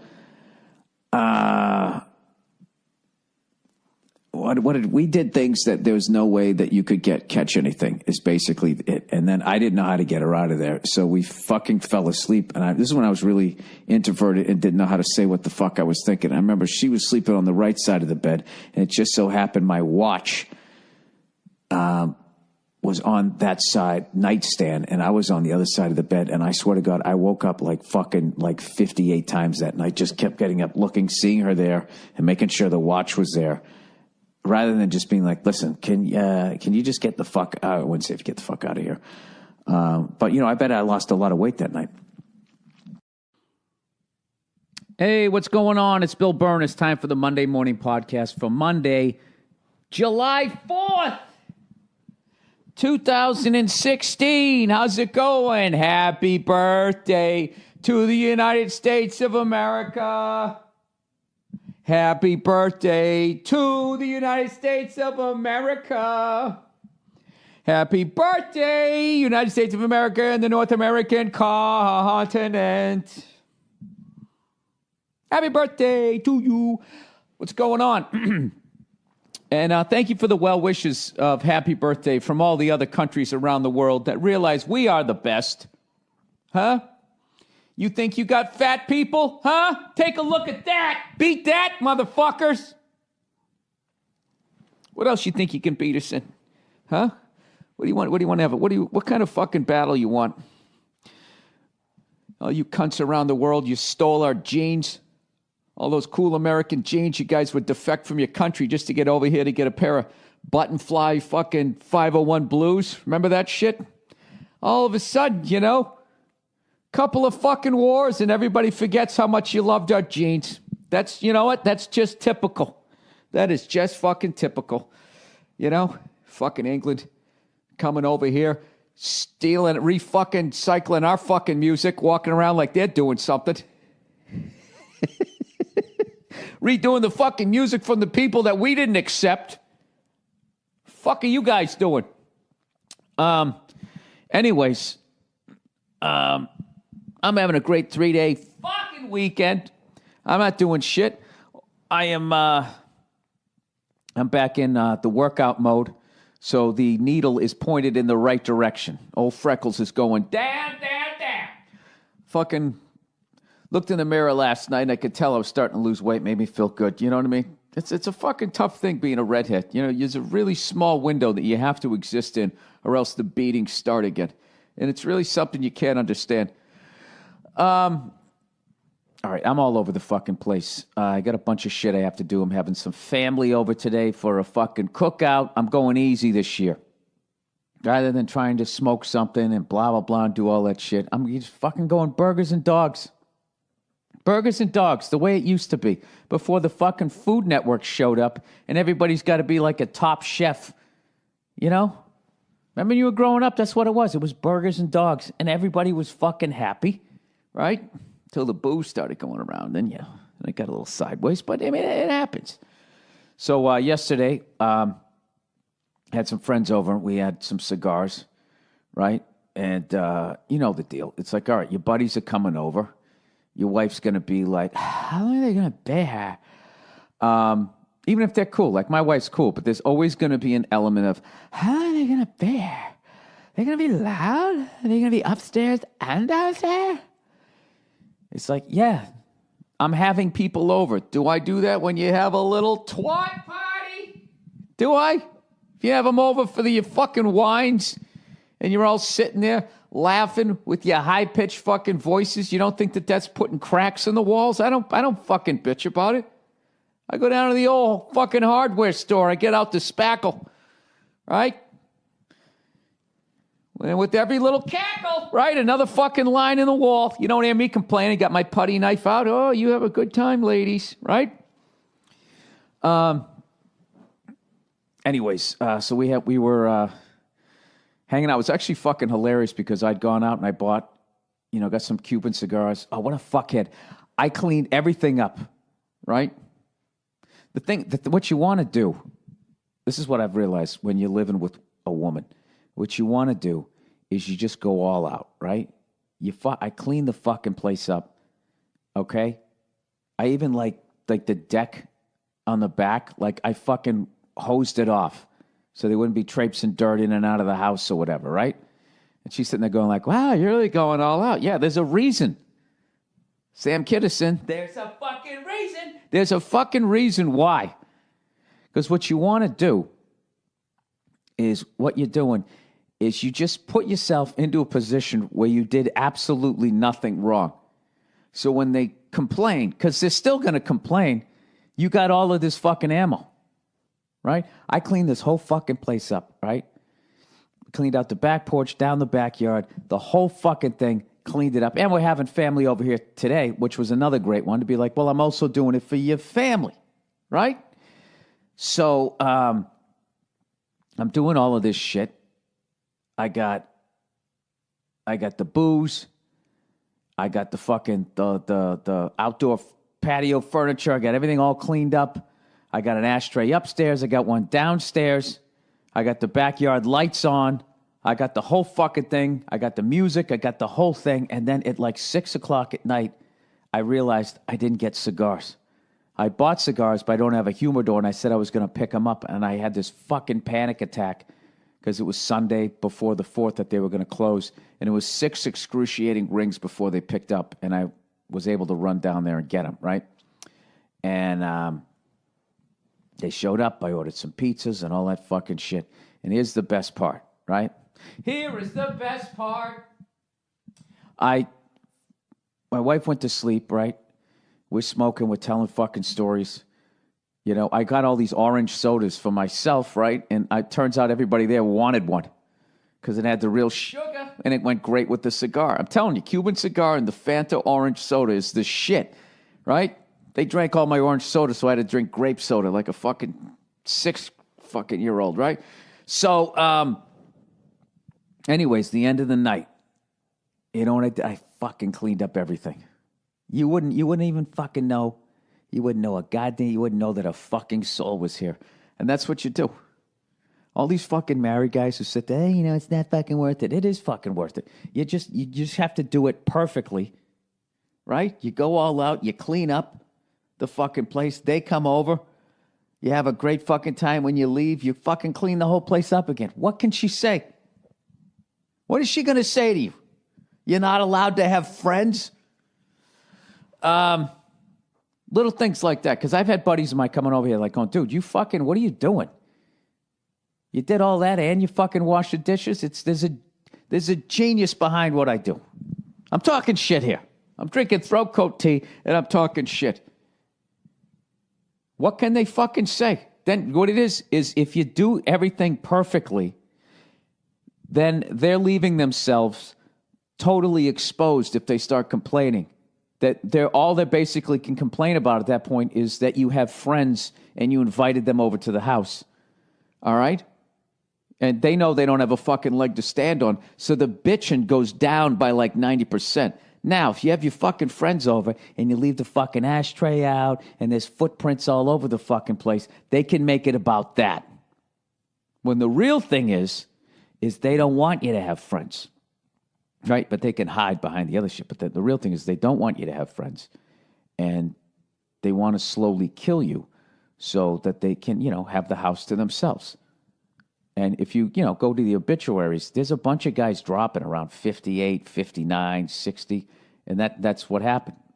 What really happened was they had friends over and they didn't clean up, which gave their wives the window to bitch them into an early grave. And now they're sitting there in the fucking house having a hell of a time, right? Getting to play the victim, getting all the sympathy cards, and eating all the pound cake. And that's a fact. Coming with the truth here on the 4th of July. I don't know what the fuck I'm talking about. Anyways, so afterwards, right? So we're drinking sodas. I'm stone sober, right? And everybody leaves except for one of my other buddies. And he wasn't in AA, right? The older you get, the more your friends just fucking, they quit. You know what I mean? They just fucking quit. It's like being a lifer in the military. Everybody doesn't sign back up. All of a sudden, you're the old guy. Fucking walking around. Where the fuck all my friends go? Right? Walking around all sad with your fucking Smokey the Bear hat. I didn't hear you. So he still drinks. So they leave. So I get out the giant fucking ice cubes. I pour a couple of Johnny Blues. I done fucking blue. Right? And, he has to drive. So he's doing the little sippy cup shit. And I live here. So I'm doing the home pours. Right? 1001, 1002, 1003 seat, right? One of those pours. So I have a couple, 2, 3 of those. I'm feeling good. And, but I'm not, I cleaned the whole fucking, dude, when I cleaned all the leftover pizza, I wrapped each slice individually in foil, and then I put a letter on it. P for pepperoni, S for sausage, M for fucking margarita. Took the pizza boxes out, put them in the recycle bin. Took out the fucking chemicals. Fucking sprayed down the counters. You wouldn't fucking... That goddamn forensic team of forensic cunts with their fucking dusters would come in, would have no fucking idea anything happened, right? Thank you for all the tweets, by the way. The fellow supercar lovers out there that enjoyed those clips that I sent you of those fucking insane cars that those Saudi Arabian kids in their 20s fly over into London. Watching those kids zipping around in those cars made me go on YouTube, and I was watching a ton of clips of, those cars versus each other, all these tests, test drives and reviews and all of that. I got to tell you something, man. There's a lot of fucking jerk-offs out there that have these fucking cars. There was this one kid, it's just like, you would think that this guy was into like some Comic-Con shit. And he's just like, what's up, YouTube? They always have that. Is there anything worse when you just want to find the clip and then you get sucked into somebody's fucking stupid TV show on YouTube? Okay, guys, so here's the deal. This guy has a Lamborghini. It's like, I know, you fucking cunt. I don't need you to tell me about it. Somebody told me about it, which is why I'm on here looking for this shit. I'm sorry I'm not yelling the way I usually do. That just the people next door have a little kid, so I'm trying not to scream too loud here. That's my number one fucking thing I cannot stand. Everything else about YouTube I fucking love, you know, but I hate how they have that. Like it'll be like whatever you want to fucking watch. Like whatever the latest thing. What's the latest thing that happened? I'll say that swimmer there, right? The bonghead guy, right? With the fucking, the 20-foot body there, right? He was giving that guy the death stare. I saw a clip. It's like so-and-so gives so-and-so the fucking death stare. So what do you think I want to watch? I want to see this guy give the guy the death stare. And every fucking thing I hit on YouTube, and it's just, what's up, YouTube? Okay, so as we all know, the swimmers, and they like act out swimming, and they're trying to be all like fucking interesting and stepping towards the camera and coming back. It's just like, you fucking monobrowed cunt. Just show me the fucking clip, you know? And then what the worst thing is once the clip's out there, then every cunt out there then has to do some fucking remix of it. And they think it's going to be fucking hilarious. And some of them are, but 90% of them stink. You know? I don't know. Did you guys see, you ever see the remix of the Tourette's syndrome guy who totally didn't have Tourette's? He was just acting, but he was still funny. Somebody sent me that one on Facebook. That one was funny. I'll say that I enjoyed that one. Sorry if I'm a little fucking curmudgeon here, man. I'm fucking, this weather's really, it's really getting to me. What's going on in the world of nothing? We have another controversy, everybody. What is it? What is it? Is it that the oceans are fished out? Is it that our food supply is slowly being turned into poison? Is it that there's maybe like, 3 fucking banks left? Is that what it is? No, it isn't. Some fucking guy who plays Captain America and another guy who plays fucking Electric Man, or whatever the hell they play. I don't watch these fucking movies. These superhero movies. They were asked to describe some character, the Black Widow, and they jokingly said, she's a slut, she's a whore, right? And everybody's all fucking up in arms about it, and they have to apologize. Nobody has to apologize for fucking drilling for oil and actually accidentally ruining the fucking water supply. They don't even have to answer questions during the town meetings. They just send somebody down there to stare at the person who's now fucking glowing green because they had the nerve to take a shower in their own fucking house. There's no apology coming from there. But these guys here who walk around in fucking underoos and make some stupid-ass joke, right? At the end of a press conference. Listen to these fucking morons. Somebody wrote, well, it's nice of Chris Evans and Jeremy Renner to let us know they're super gross. Oh, can you imagine driving across country with somebody who says super gross? And misogynistic, way to go, bros. Another one, oh dear. Now that Jeremy Renner and Chris Evans are making tasteless jokes. No, now Jeremy Renner and Chris Evans are making tasteless jokes about the only woman in the franchise.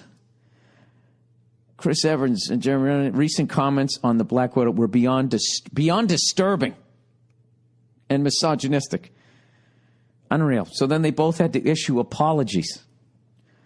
The guys who walk around in underoos, right, and eat fucking proteins and salads so they can tuck their guts into these fucking tight suits, have to issue an apology about making fun of a fictitious woman. Yesterday they were asked about the rumors, blah, blah, blah, blah, blah. Here we go. Here's the apologies. Yesterday we were asked about the rumors that Black Widow wanted to be in a relationship with both Hawkeye and Captain America. Can you believe this is an actual apology? As the actor who portrays Hawkeye, I'd like to apologize to the character Black Widow for suggesting she was a whore.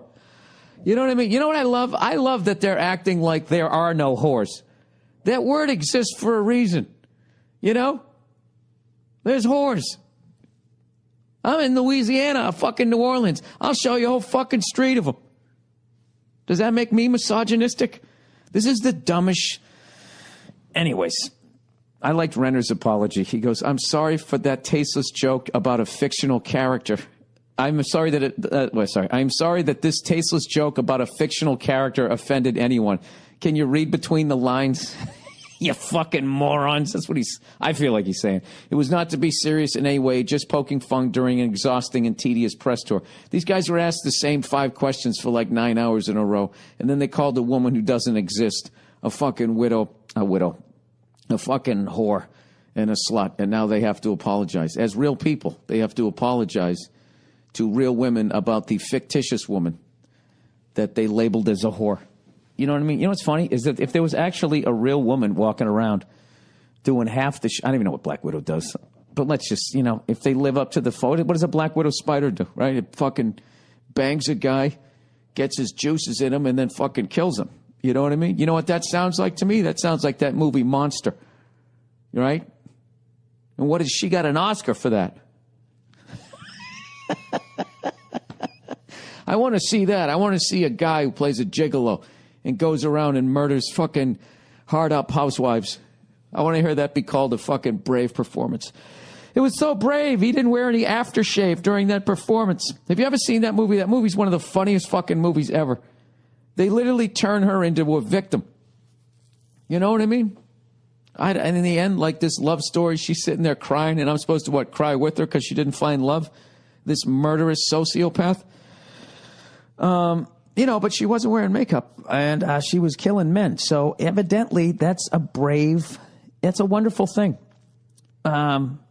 Anyways, finally somebody rational, this woman wrote, if you're offended by that joke that Renner and Evans made about a fictional character, please reevaluate your life and relax.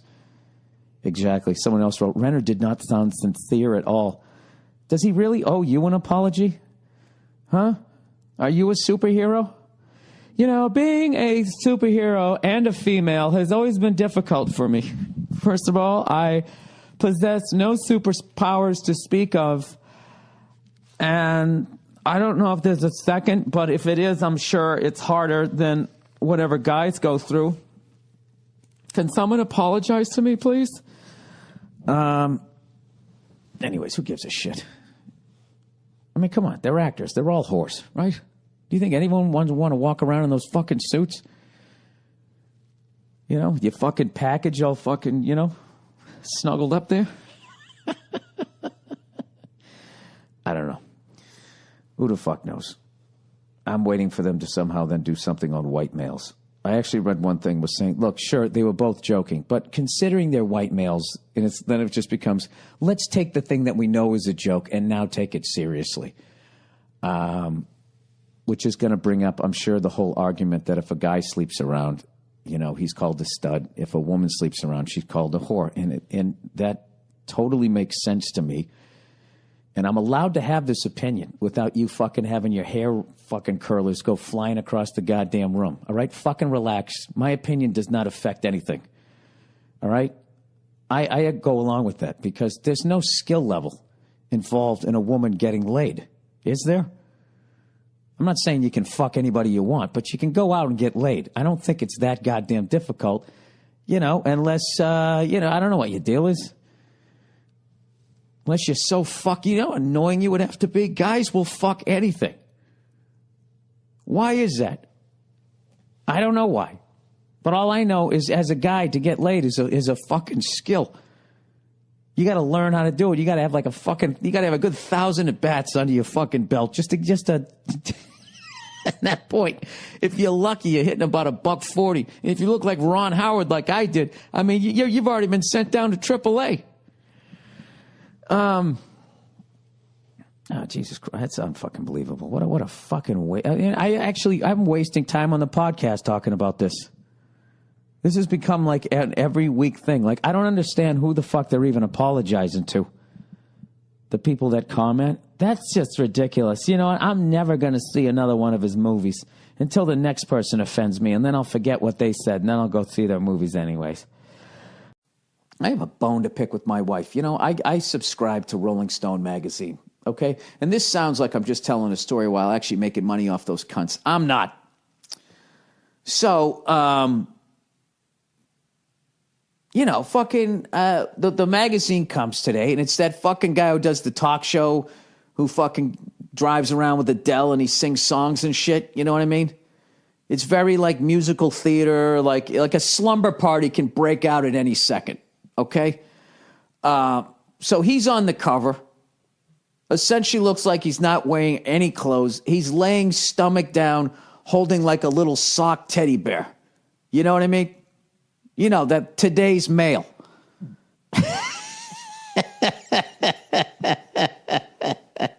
How we went from Lee Marvin to that, I don't know what the fuck happened, right? So there's that dude, and I'm fucking cracking up going like, how hard is this guy working his female audience? Jesus Christ. It should have just been like a bubble over his head going, oh my God, you guys, right? He's fucking eating some pudding. So anyways, I'm just sitting there laughing, and Nia's cracking up too. Yeah, I don't give a shit if that's how he wants to live his life. God bless him. You know what I mean? But it's fucking hilarious. Maybe that was the purpose. Okay, but anyways, so somehow we talk about it, and she said, well, last week, Jared Leto was shirtless on the cover. And I'm going, really? Really? I don't remember seeing that fucking issue. She fucking swiped it. I'm really talking shit here. I'm going to have to bring her in for this. I was like, well, what'd you do with it after she goes, well, I just read the article. I was like, I bet you did. You fucking animal. So there you go. So my wife is, I think, mentally cheating on me with fucking Jared Leto. And you know what? Can you get mad, though? I mean, that would be really hypocritical of me because, if I see a girl with a fat ass and some titties coming down the street, I'm going to literally almost break my neck turning around to look at her right in front of Nia. And I always say, well, what do you want me to do? You want me to sit here and be like all these other guys and fucking, out of the corner of my eye, like literally like strain my fucking whatever, the ACL of your eye, whatever the fuck that's called, your little eye tendon, looking at, I've been telling it for years. If you see a good-looking guy, just look at him. I know what I look like. I know where I am in the scale of 1 to 10. I'm in the middle of the pack, right? Lance is up front. I'm fucking in the back, with all those other fucking people, in the pendulum, whatever the fuck they call it. I don't understand those people. They really got to be sitting in the middle of the pack going, why are we doing this to ourselves again? Why are our legs like 15 sizes the size of our arms? People who ride on bicycles for a living, it's fucking unbelievable. Like their legs look like Wile E. Coyote when he took that Acme shit. He drank those pills. It's one of my favorite ones where he runs really fast and it's just the flames going down the fucking road. That was the shit, but like it did nothing for his upper body. That's what the guys in the Tour de France look like. Their arms look like little 7th grade arms. Like everybody in my grade's taller than me, Mom. That's what their arms look like. But their legs, they look like Earl Campbell. I don't know. What am I talking about here? Anyways, yeah, I was saying, so it's like, I don't mind that you went and fucking, fucking curled up with your little Jared Leto modal fucking magazine cover. But, you don't got to sneak around. You can say, like, hey, Bill, this guy is way better looking than you, so I'm going to go downstairs privately and look at this. I get it. It's healthy. Every once in a while, right? Anyways, here we go. All right, Bill, my girlfriend is addicted to sex. All right, collectively, every guy listening to this. Aww. Hey, Bill. Just wanted to let you know if you had any advice related to my relationship with my girlfriend. As you probably read in the subject of this message, there doesn't seem to be a downside to the situation, but there is since she can't control herself. Recently, my girlfriend visited me from California for a month, and every day we banged on the kitchen floor, shower, bedroom, backyard, etc. Up until the last day, it was great until we got into an argument. She kept trying to walk away and break up with me without a real reason until she told me why. Apparently, my girlfriend can't wait more than 8 months without sex. And after 8 months, she doesn't care who she gets it from. This worried me and pissed me off at the same time. We ended up staying together, but I won't see her for a good while. No idea when. Now my worry is that she will cheat on me with other people during the time we are apart. And by the way, I live in Texas. I would love some advice from my favorite comedian. I would trust your instincts here. Yeah, listen, you can't get mad at her for the fact she told you what her deal is, okay? She needs it. She needs it all the fucking time. She lives in California. You live in Texas.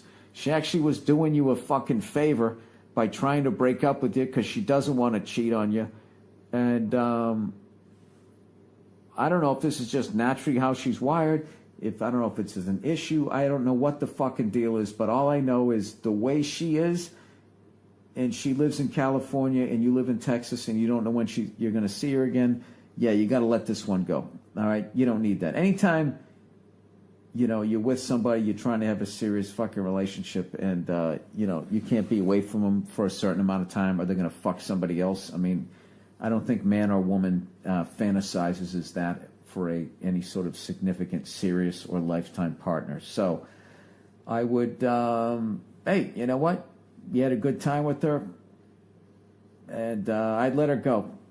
She's out in California. Let her go do whatever the fuck she's gonna do, and I would try to find someone that's a little more wired like yourself, and see if that works. All right. You know, one of the worst fucking things ever is to be a beautiful woman, and you're with a really successful guy, and you just go around to parties and then you just stand next to the guy going, is he going to introduce me?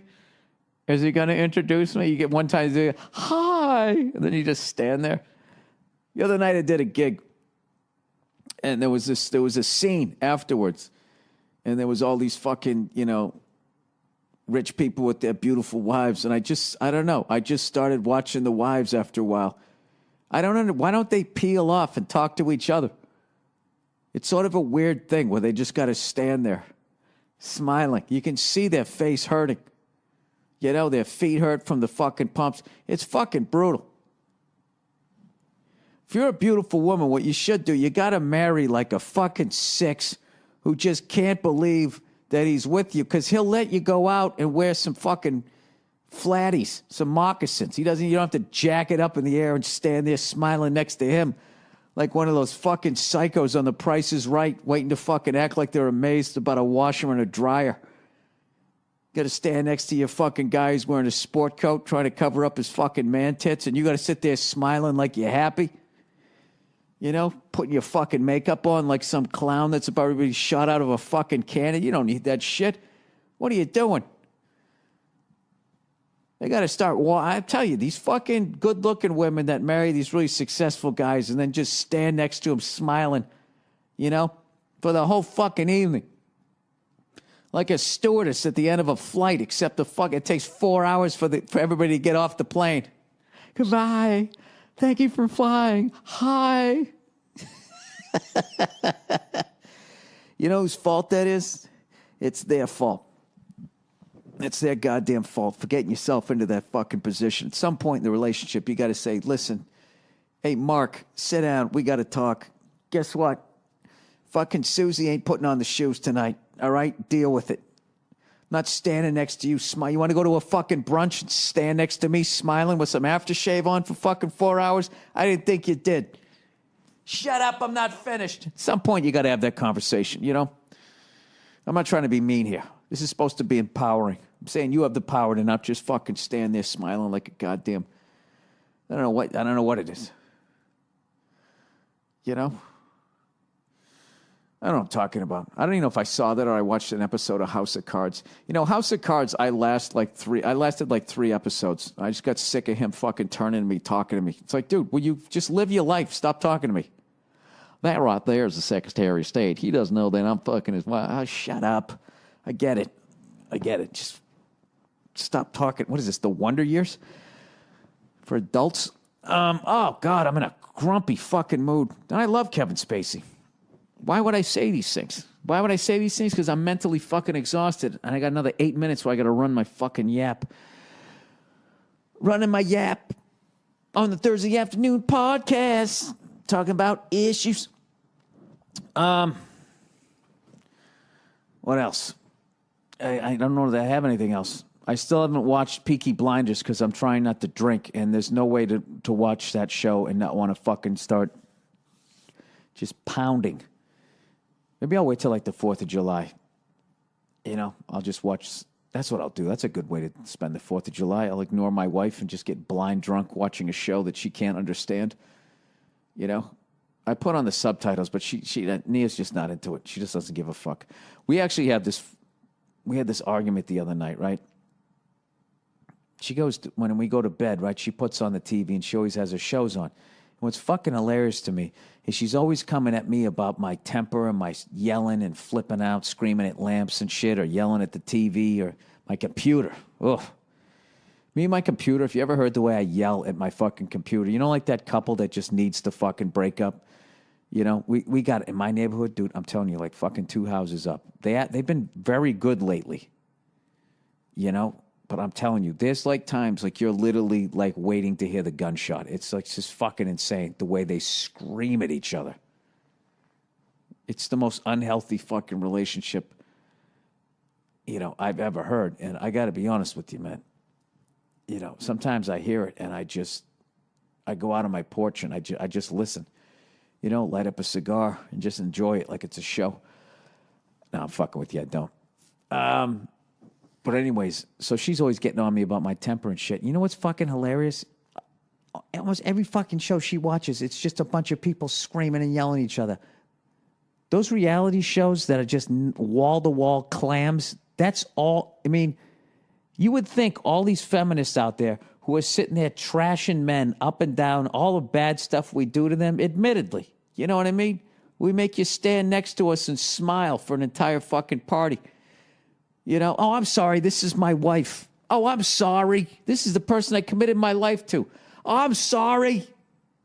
Did I not even acknowledge that you were fucking here? They deal with that all fucking night, right? All of that bullshit. I know we do that shit, but you would think that these fucking feminists, right? You think that they would have issues with these fucking reality shows because the way they depict women is, I don't give a fuck how many pairs of shoes, how big the fucking house is, how much jewels they got hanging off of them. They're still going to bitch. They're just fucking bitching each other out. She was watching one of these shows, right? And there was just like, I don't know, 15. It seemed like there was 15 or 20 of them. So, you know, there was probably just 3. But that's the amount of noise a fucking woman can make, right? 3 of them will sound like 15. It's like their defense mechanism because generally speaking, they can't beat the shit out of men. But if they just start complaining, it just sounds like a platoon and you back down, right? Instead of giving all 3 of them one of those Mo slaps, you know, when all 3 stooges would get slapped at once. Anyways, one of the episodes I saw, like, you know, like I said, it sounded like 15. So realistically, it was probably like 6 of them, right? They went to like Rome or some shit. And I'm thinking, all right, finally, they got these fucking women out of this cul-de-sac. Now they can be excited to be in Rome. They go to fucking Rome. They do the same goddamn thing. You know, this bitch come up to me, start talking about, it's like, you're in Rome, you dumb fuck. Go look at something. Go eat some food. I know it's just a show, but whatever. She watches that shit. I'm just laying there. I hate the fucking show. I'm trying to go to sleep, and I just, you know, she just watches these fucking shows where they scream and yell at each other. Now she's watching a fucking show that's about a show that's a show that's like that. It's a show about one of those reality shows, like The Bachelor. You know what I mean? And I don't know. I don't. What the fuck do I know, right? I'm out of it. So this is going to be a rough one. And I'm plowing through this. Even if it fucking sucks, I'm not stopping it and re-recording it like I did last week. Because that ended up getting me in trouble. That's how I started talking about that Dr. Laura shit last week. And I got to say, for the first time, maybe the second time ever, I'm nominating myself as douchebag of the week. Because last week I actually supported Dr. Laura because I had no fucking idea who she was. And, you know, I was having a rough time doing the podcast. I needed some fodder. Somebody sent me an email. What do you think about this? And I watched like a 10-second clip of evidently a 5-minute clip. And I just thought she was imitating something she saw in Def Jam. So I was like, well, she's quoting it. She's not calling anybody that word, but the and all that bullshit. And then, Jesus, the fucking emails came in from evidently from my 14 podcast listeners. Evidently, like 6 of them are African American. And yeah, they read me the riot act in different stages. And I got to admit, they were fucking right, because you know something? My uninformed logic is usually funny, that I don't know what the fuck I'm talking about, and I go off on shit, and I realize that race probably isn't one that you should probably do that on. I didn't know that she was like Rush Limbaugh with a cunt. I had no idea. I just, you know, I didn't know the fuck she was. Thought she was some soccer mom with a podcast, you know? And she was like, all the crazy kids out there are fucking blah, blah, blah. I had no idea. So, all right, fucking eggs on my face. But anyways, yeah, so I got fucking trashed. I took a little heat off of Mel Gibson, I bet. But he got a couple of less fucking hate mails last week. So I apologize. I don't know who she is. I'm not going to apologize for my stupidity. But in the future, when it's something, race-related, I will try to be a little more informed. All right? Well, I got to find this fucking email where this guy fucking trashed me. He said, let's see. He goes, it starts off good, just trashing me, which I totally get. He goes, just like in your bit you did about the Jimmy the Greek thing, it's best for white people to just leave it alone. Dr. Laura may be old, but she's aware enough to know what happens to white people when they say the N-word or bring up racial supremacy theories. See, that's the part of the tape I didn't watch. I showed up late to that rally, By the time I showed up, they'd already put the cross out, everybody's hoods, they took them off. It was a hot day. I didn't know what I was walking into. I thought it was like a fucking, AA meeting or something. We're all over by the table having donuts. It's my fault. I came in late. So anyways, he said the podium comes out, so I'm surprised you defended Dr. Laura in this case. That's what I got a lot of. I'm surprised you defended her. Because I watched 8 seconds of the tape, because I'm a moron. I don't understand why there's any debate about why any debate about racial inequality always comes down to comedians and Def Comedy Jam. I don't think it does, but evidently in your world, maybe it does. I've heard this argument before. Well, black comedians say this and that about white people and say the N-word. Why can't I? Is it fair for minority comedians? And all basically all that shit. I'm trying to get to this part here. So then he was talking about this documentary he saw where some comic was saying, making a joke. This is actually a good joke where white people are like, why can't I say the N-word? And then the dude was like, oh, it's Chris Rock. Well, why do you even want to say it, right? Great fucking joke. Totally makes sense. And then the punchline is, I've sailed the world. I've fucked Raquel Welch. If I could just say the N-word, my life would be complete. And then this dude writes after that, he goes, I think that it bothers white people because you're not used to being told that you can't do something. White people used to be able to do and say anything they wanted. Now there's all these rules. Isn't that fucking, that part of the email, that's where it just went off the fucking rails for me. You know what I mean? It's like, I totally get it. She's a fucking idiot. I didn't realize it because I watched that short little clip, I shouldn't have support that shit. And you're offended by that, which I totally get. And then in the end, you make some dumb generalization about white people. See, we're all the same. We're fucking morons. Jesus Christ. I've sailed the world. Fuck Raquel Welch. See, that part's the joke. But this here is what he writes. Bothers white people that you're not being used to being told that you can't do something. Oh, yeah. Yeah, we just run around doing whatever the fuck we want to do. It's great. Jesus Christ. That's one of the great stereotypes, is that we're all Kennedys living on fucking Martha's Vineyard rather than fucking, the majority of white people. Aren't the majority of white people sitting in cubicles, not living their dream, drowning in a sea of fucking debt, trying to get health insurance? Isn't that the majority of fucking white people? Evidently not. Evidently, according to this guy. White people have yachts. Sailing the world. All 300 million of us. Did you see it during the Gulf War, the Gulf spill there? That was one of the biggest problems. All those white people, all the 300 million white people with our fucking yachts just sailing around. Oh, it's so awesome to be white. You can just walk, you can do and say whatever you want to do. It's fucking incredible. That's an argument I've gotten into with I think every fucking, female comics, black comics, they just go, yeah, it's easy for you. All you got to do is show up, man. Oh, yeah, that's all it is. I don't even audition. I just lay here, and they call me up. And I'm like, why did you give me that part? Because you're white. Here you go. You don't have to work for shit. That's that class. That's that fucking double standard right there. Okay, now we're opening a whole nother can of worms. Let's talk race for the next couple of weeks, people. This ought to bring out a lot of ugliness. That's that classic fucking, that's one of those statements, if you flip that thing, what you just said there, that generalization that you made of white people that basically what? We just sit around and people just give us shit and we can do whatever the fuck we want to do. You're basically going to define us by the Illuminati. If you flip that around and somebody white says that about another race of people, then they're in like a Mel Gibson situation.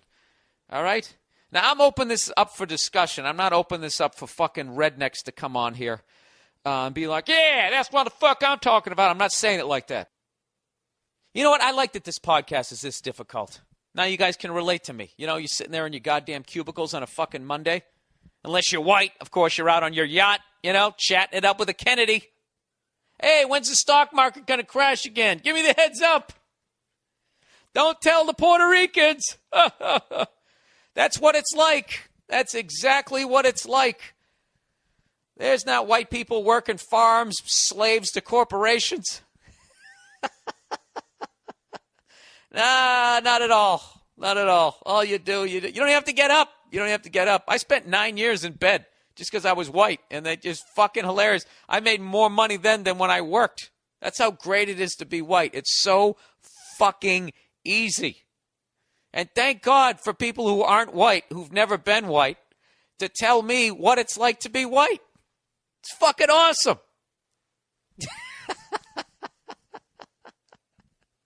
Let me tell you something about being white guy.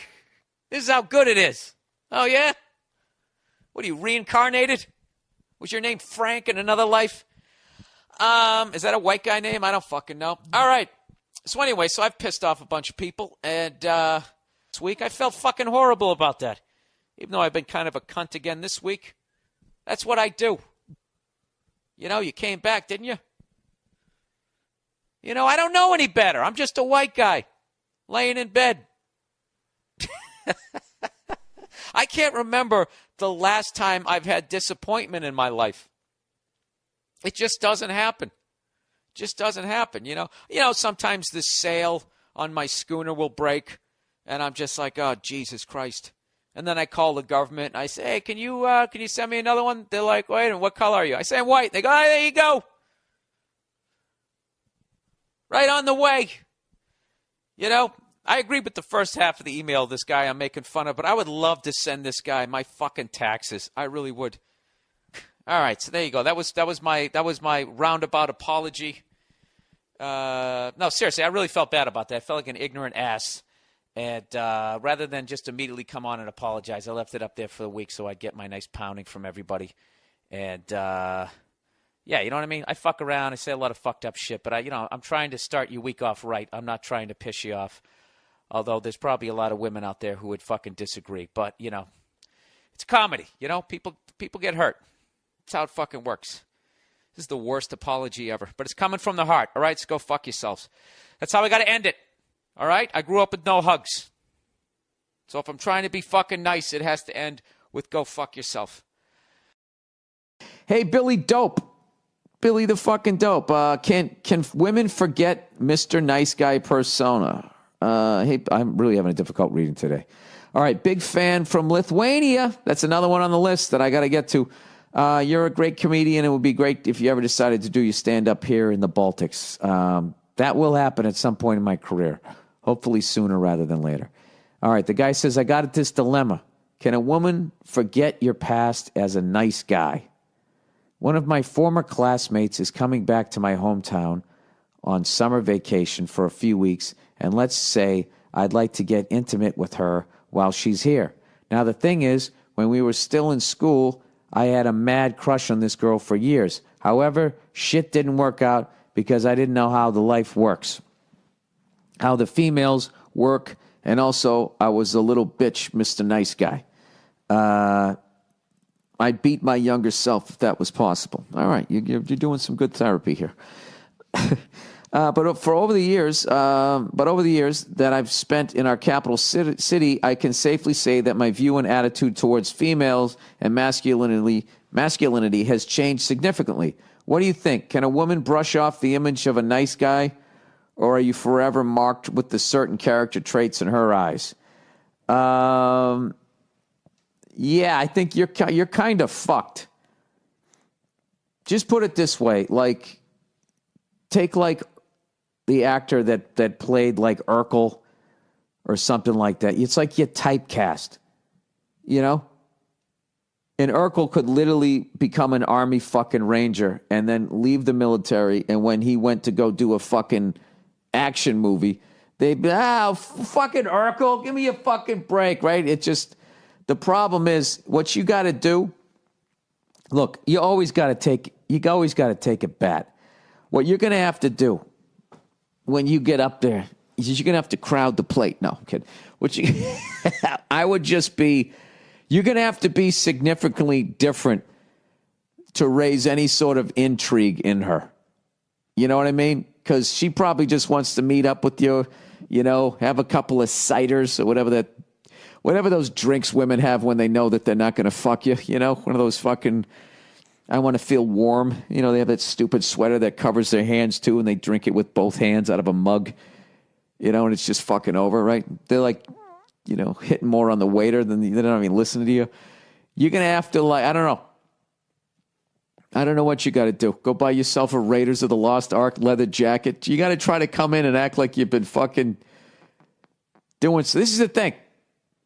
This is what's going to fuck you, is you want this woman too bad. All right? You got to not give a fuck. Don't be a dick, but just go in there and just, hey, what's going on? What have you been up to? You know, and then talk up some of the shit you're doing. You know, I don't know, look at your phone.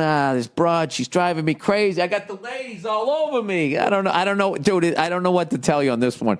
Once you're typecast, it's fucking over, dude. You got to go behind the camera here. You got to start directing or some shit, because I don't know what to tell you. This is what I would do. Just know this. Going into it, you're fucked. All right? So there's no pressure. Who gives a shit? And, I don't know, make her laugh and just tell her, you know, I always had a crush on you, but I used to be a bitch, but I'm not a bitch anymore. So what do you say? What do you say? You come over here and jump on my fucking... No, you can't go that way. But, yeah, I would... Yeah, man, that's a tough one. That's a tough one. You know, maybe that's it. Just trash your former self. Yeah, I used to be a bitch, you know. I don't know how to do it, dude. You know what? You stumped me. Somewhere in there. I think the whole not giving a fuck and then trashing your former self and then just telling her that you had a crush on her. Who knows, dude? Maybe, I don't know. There's a chance maybe she liked you back then, or I don't know. Women got that thing though, dude. Once you're the fucking friend, it's over, dude. It's over. You're fucking. Oh, the lovely Nia. Nia, you know we need you. Me and this guy from Lithuania. I'll tell you really quickly. Grab one of those cords. All right, Jesus.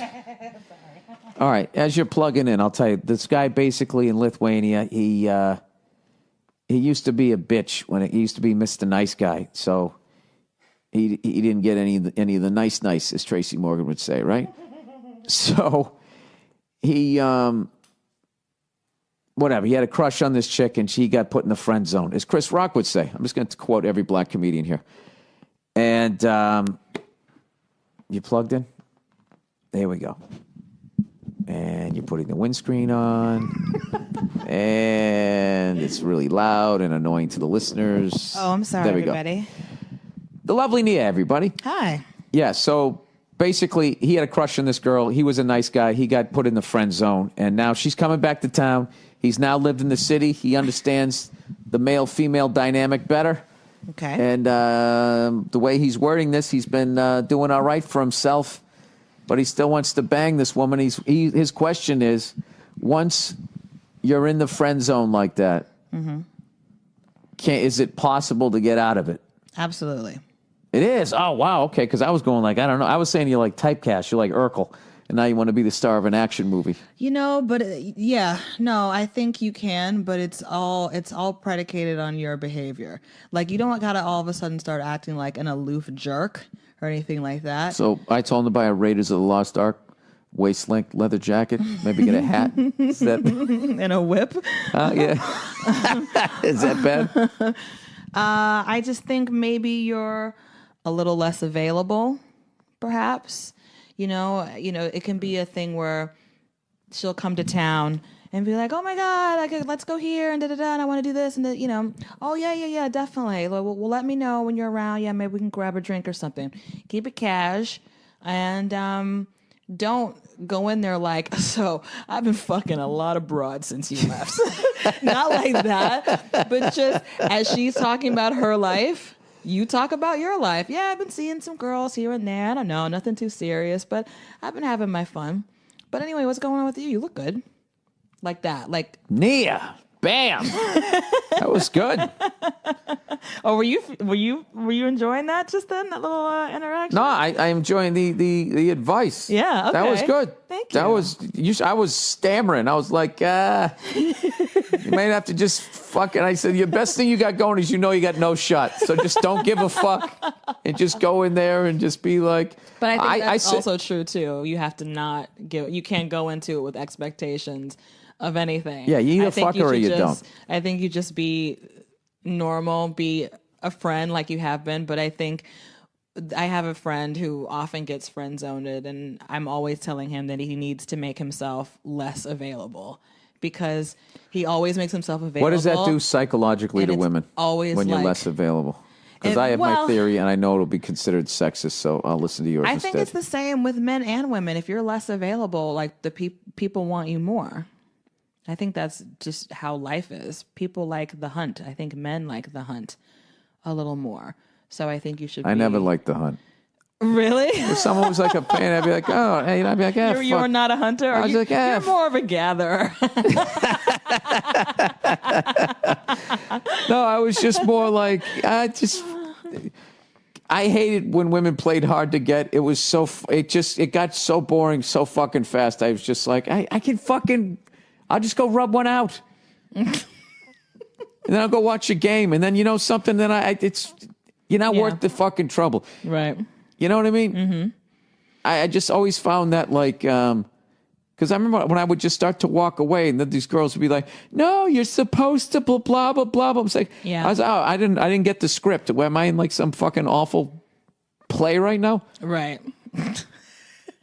I walked away from a lot. My number could have been so much higher. I should have chased. I didn't chase. I just tapped out. I'd be like, all right, yeah, if you don't want to, I understand. I wouldn't fuck me either. Oh, honey. All right. Oh, no, don't say that about yourself. People like you. All right. Last one. Here we go.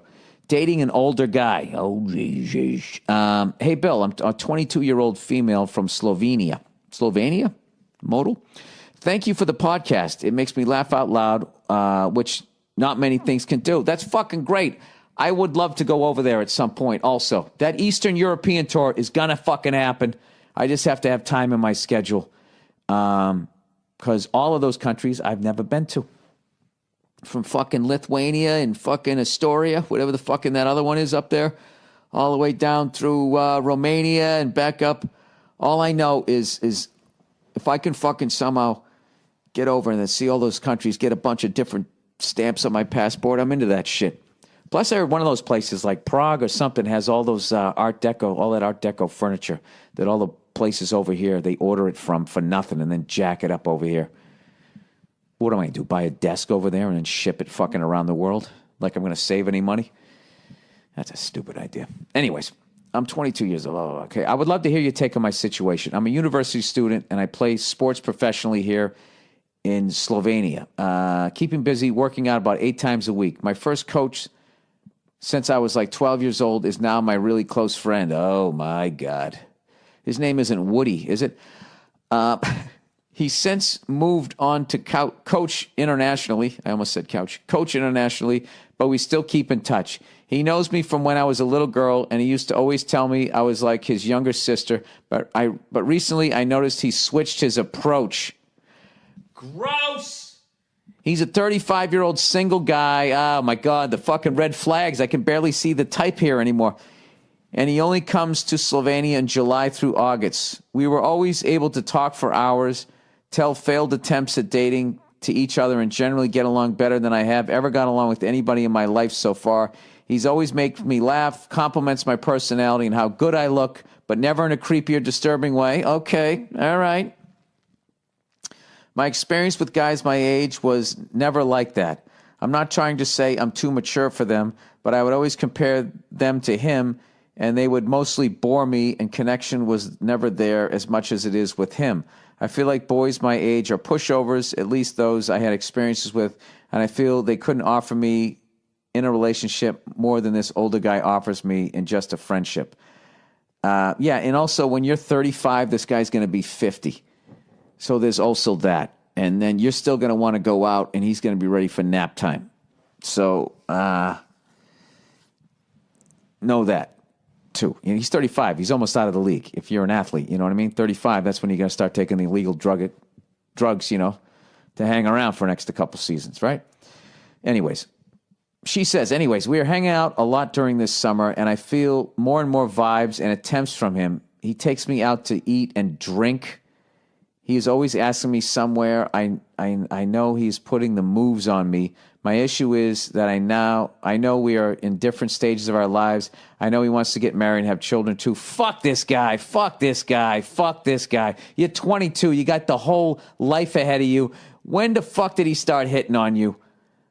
Yeah, no, this isn't fair. This is like shooting fish in a barrel. You've known him since you were 12. No. Stay away from this guy. This is how I know this guy's a creep, because even I wouldn't do this. Okay? Fucking walk away, sir. Stand down. I most certainly am not ready for anything like that. Children and all that shit she's saying. I like to drink, go out with my friends, getting compliments from guys, all to soothe my self-esteem, which is not fully developed yet. Exactly. I'm still finding myself, and I know you will interpret this as I want to fuck around. No, I don't. But this is not really the case. I actually want to find a right person and fall in love. Well, you're very mature for your age, actually, 22. I'm dodging his attempts and usually laugh him off when he puts the moves on me. Get away from this guy. I don't want to read this. It's making me uncomfortable. Yada, yada, yada, yada, yada, yada. I don't give a fuck. Fuck this shit. Fuck this. She said, sorry if that was hard to read. My English is a little rusty. Your English is tremendous. Yeah, stay away from this guy. All right? I can't even, that was so disturbing to me that I can't even remember if he's still currently your coach. Anyways, I feel more vibes. Wait a minute, where the fuck is this thing? I got to find it. My first coach since I was 12. He's since moved on to coach internationally, but we still keep in touch. All right, I don't know when the fuck he moved on.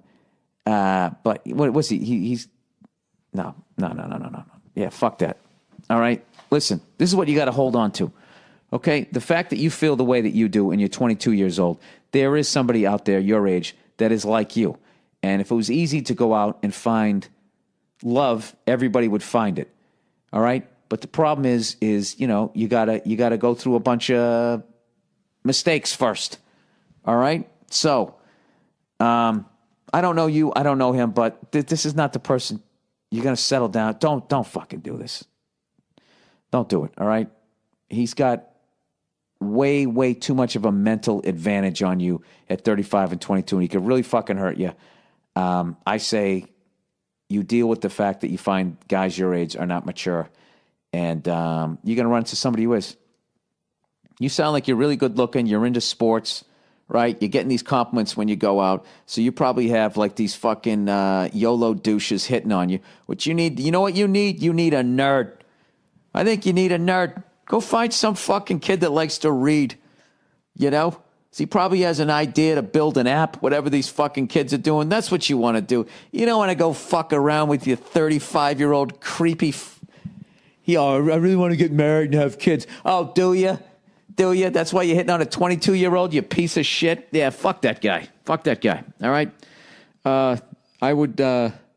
Yeah, stick with people roughly your own age. All right, and that's coming from an older creep like me. So you know it's good advice. Oh, shit. I had the fucking greatest set I've had in fucking months. Saturday night at the Comedy Store in the main room. There was this chunk of material I've been trying to work out. I finally said it in the right way. And then I came home.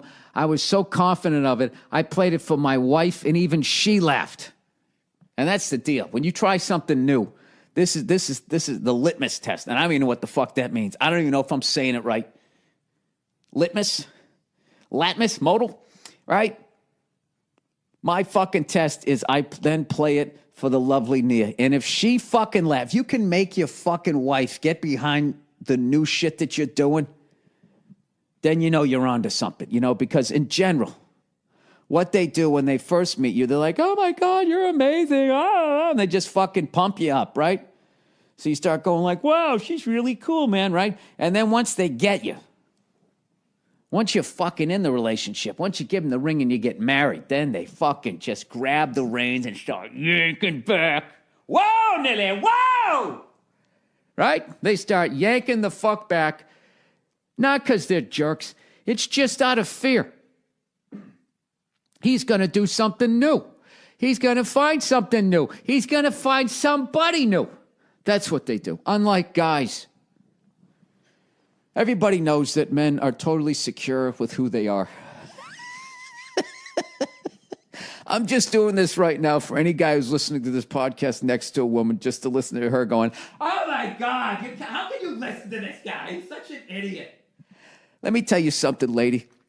All right? And don't look at him right now because he's not saying this. I'm talking to you, sweetheart in the background, shaking your fucking head at your man who's going to die before you. Let him have his laughs.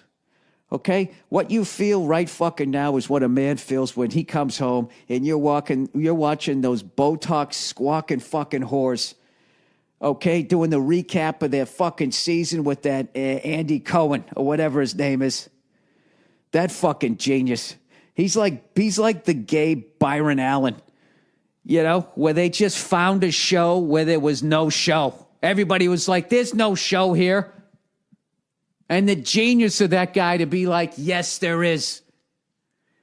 It's not enough that you got a bunch of screaming whores yelling at each other that someone's going to sit down and watch it every fucking night. The fact that he then does the recap and just sits there. You don't have to write anything new. They do it for you. He just sits there and effortlessly hosts the show. He's a master. He just sits there and he has this fucking set list like a comic, but all it is to get these women yelling at each other. And he just watch the brilliance of that man. He just fucking sits there. And if it's fucking simmering, he turns up the heat, in episode 4, Kathy, she said she had some choice words in the moment. That's all he has to say.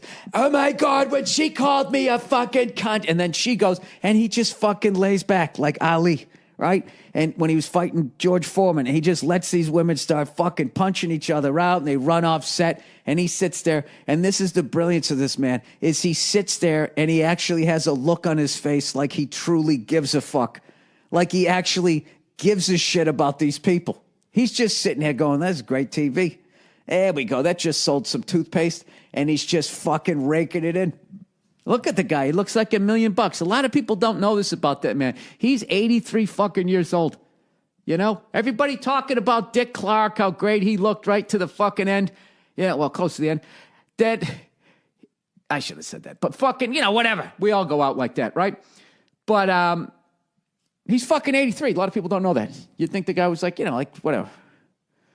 What, 37? I have no fucking idea. There's got to be people hosting real shit that's fucking difficult going, why the fuck didn't I just do that? What he is he's doing a sophisticated Jerry Springer. Everybody's sitting down. There's no punches thrown. They scream and yell. They cross their legs. This is one thing I'll say about the Real Housewives. Their fucking legs are incredible. It's fucking amazing. Their legs are like fucking 22-year-olds. Their fucking faces. Woo! Jesus Christ. And I got a lot of fucking nerve saying this, considering the way I look. Considering the way I travel the world. Looking like an albino, balding hellboy. Minus the working out, right? I look like the Thing if it was skinny and didn't have that skin disease. You know what I mean? But yet could not go out in the sun. That's what I am. I'm a middleweight Thing minus whatever. What's it made out of? Come on, Comic Cons. You know what he's made out of. You know how he turned into that. Was it another accident in a lab? Huh? Did he come here from another planet and then get bit by a spider and then got blinded by some shit? Now he's a fast ant living in somebody's fucking head, you know, driving a jet ski down to Middle Earth. Jesus Christ, just when you fucking think that The Real Housewives is the dumbest fucking thing you're ever going to watch, they come out with another stupid fucking superhero movie. Jesus fucking Christ. Can somebody just collectively get these nerds some hookers? You know, why don't they go, what do the kids go on nowadays? What is that? What is that fucking, you know, it's one of those apps, whatever the fuck it is. It's not, is it Tinder? One of them is like the hoary one, and then the other one's like, oh, you know, I like this kind of food, and I'd like to have 3 children. You know, the douche app, and then you got the other one that's just like, you know, hey, you know, I got some booze, you know, I got a ding-a-ling, I want to stick it in your fucking, your fucking keyhole there, whatever it is. That's fucking amazing. God bless this generation. You know what I mean? That's fucking great they have that. You know, it's weird. Every year, like, life becomes easier. You have to think less, but it gets more expensive. It's fucking nuts. You know what I mean? I can tell you right now, if there was fucking free porn and there was these dating sites, you know how much easier your fucking life would have been when you were a kid? Just not having to fucking... Oh, God, Jesus, I remember having to go out to those stupid fucking... You just going out to these fucking clubs. You know, I was going out there in the fucking late 80s, walking into a nightclub. Bump, bump, bump, bump, bump, bump, bow. Don't, bow. That girl is poison. I hear. And everybody with their fucking puffy-ass pants, walking around wearing driving gloves inside. Fucking music loud as shit, you know? Now you can sit there in your fucking underwear just scrolling through people like you're a fucking rock star on, you know? Like whenever you hear that shit, like how the roadies would go out and pick the fucking women that the band was gonna fuck. And they'd be like, yeah, you, but your friend's gotta stay. And then the fucking friend would leave and she'd be like, Marcy, how could you leave me? And she just fucking walks away. Just for one night. To fuck the guy, some guy from Deep Purple, right? And then years later, the two of them meet, you know, at a high school reunion. And then the fucking one that left the other one, left Marcy behind, is all fucking nervous that Marcy's going to let her now husband know that she fucked, you know, the maracas player. The maracas player from Deep Purple. He wasn't even a full member. They just had him on for that one fucking song because Santana scared the fuck out of him. They thought that was the direction the music was going to go. Then once they realized that mainstream music was only going to accept one Santana, right? And there wasn't going to be another fucking type of Santana until those guys, Bambalea, Bambalea. And then there was Ricky Martin. Right?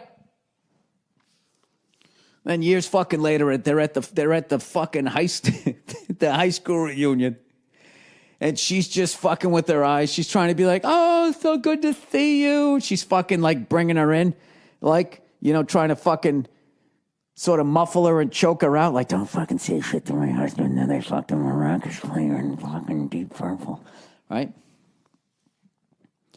And then Marcy, she's a woman. She's just not going to come out and say it. Where's the fun there? Then it's over. You know, it's like a cat playing with the mouse. She's just going to linger. She's going to start talking to the husband. Yeah, acting all interest, not looking at fucking, you know, Marcy, right? And then she's going to kind of glance over at her. And then she's just going to just slowly let it out. Yeah, me and your wife, yeah, we were crazy back then. Remember all those concerts we went to? And she's just going to watch I forget who's Marcy at this point. The fucking chick who got let. We'll just say Marcy's the married one, all right? You're just going to see her face fucking fall. It's this fucking chick just twists the fucking knife. Is she going to tell? Is she not going to tell? And then she'll back off and change the subject. And then she'll gradually come back around to it. And this fucking guy's just standing there, doesn't know a fucking thing. I'm sorry. I was just doing a table read for a fucking screenplay I'm writing. called Marcy's a Cunt. You know, and I've been shopping it around Hollywood forever. And I tell you, as great as the script is, for whatever fucking reason, they just cannot get past the title. You know, it's just this politically correct age that we live in.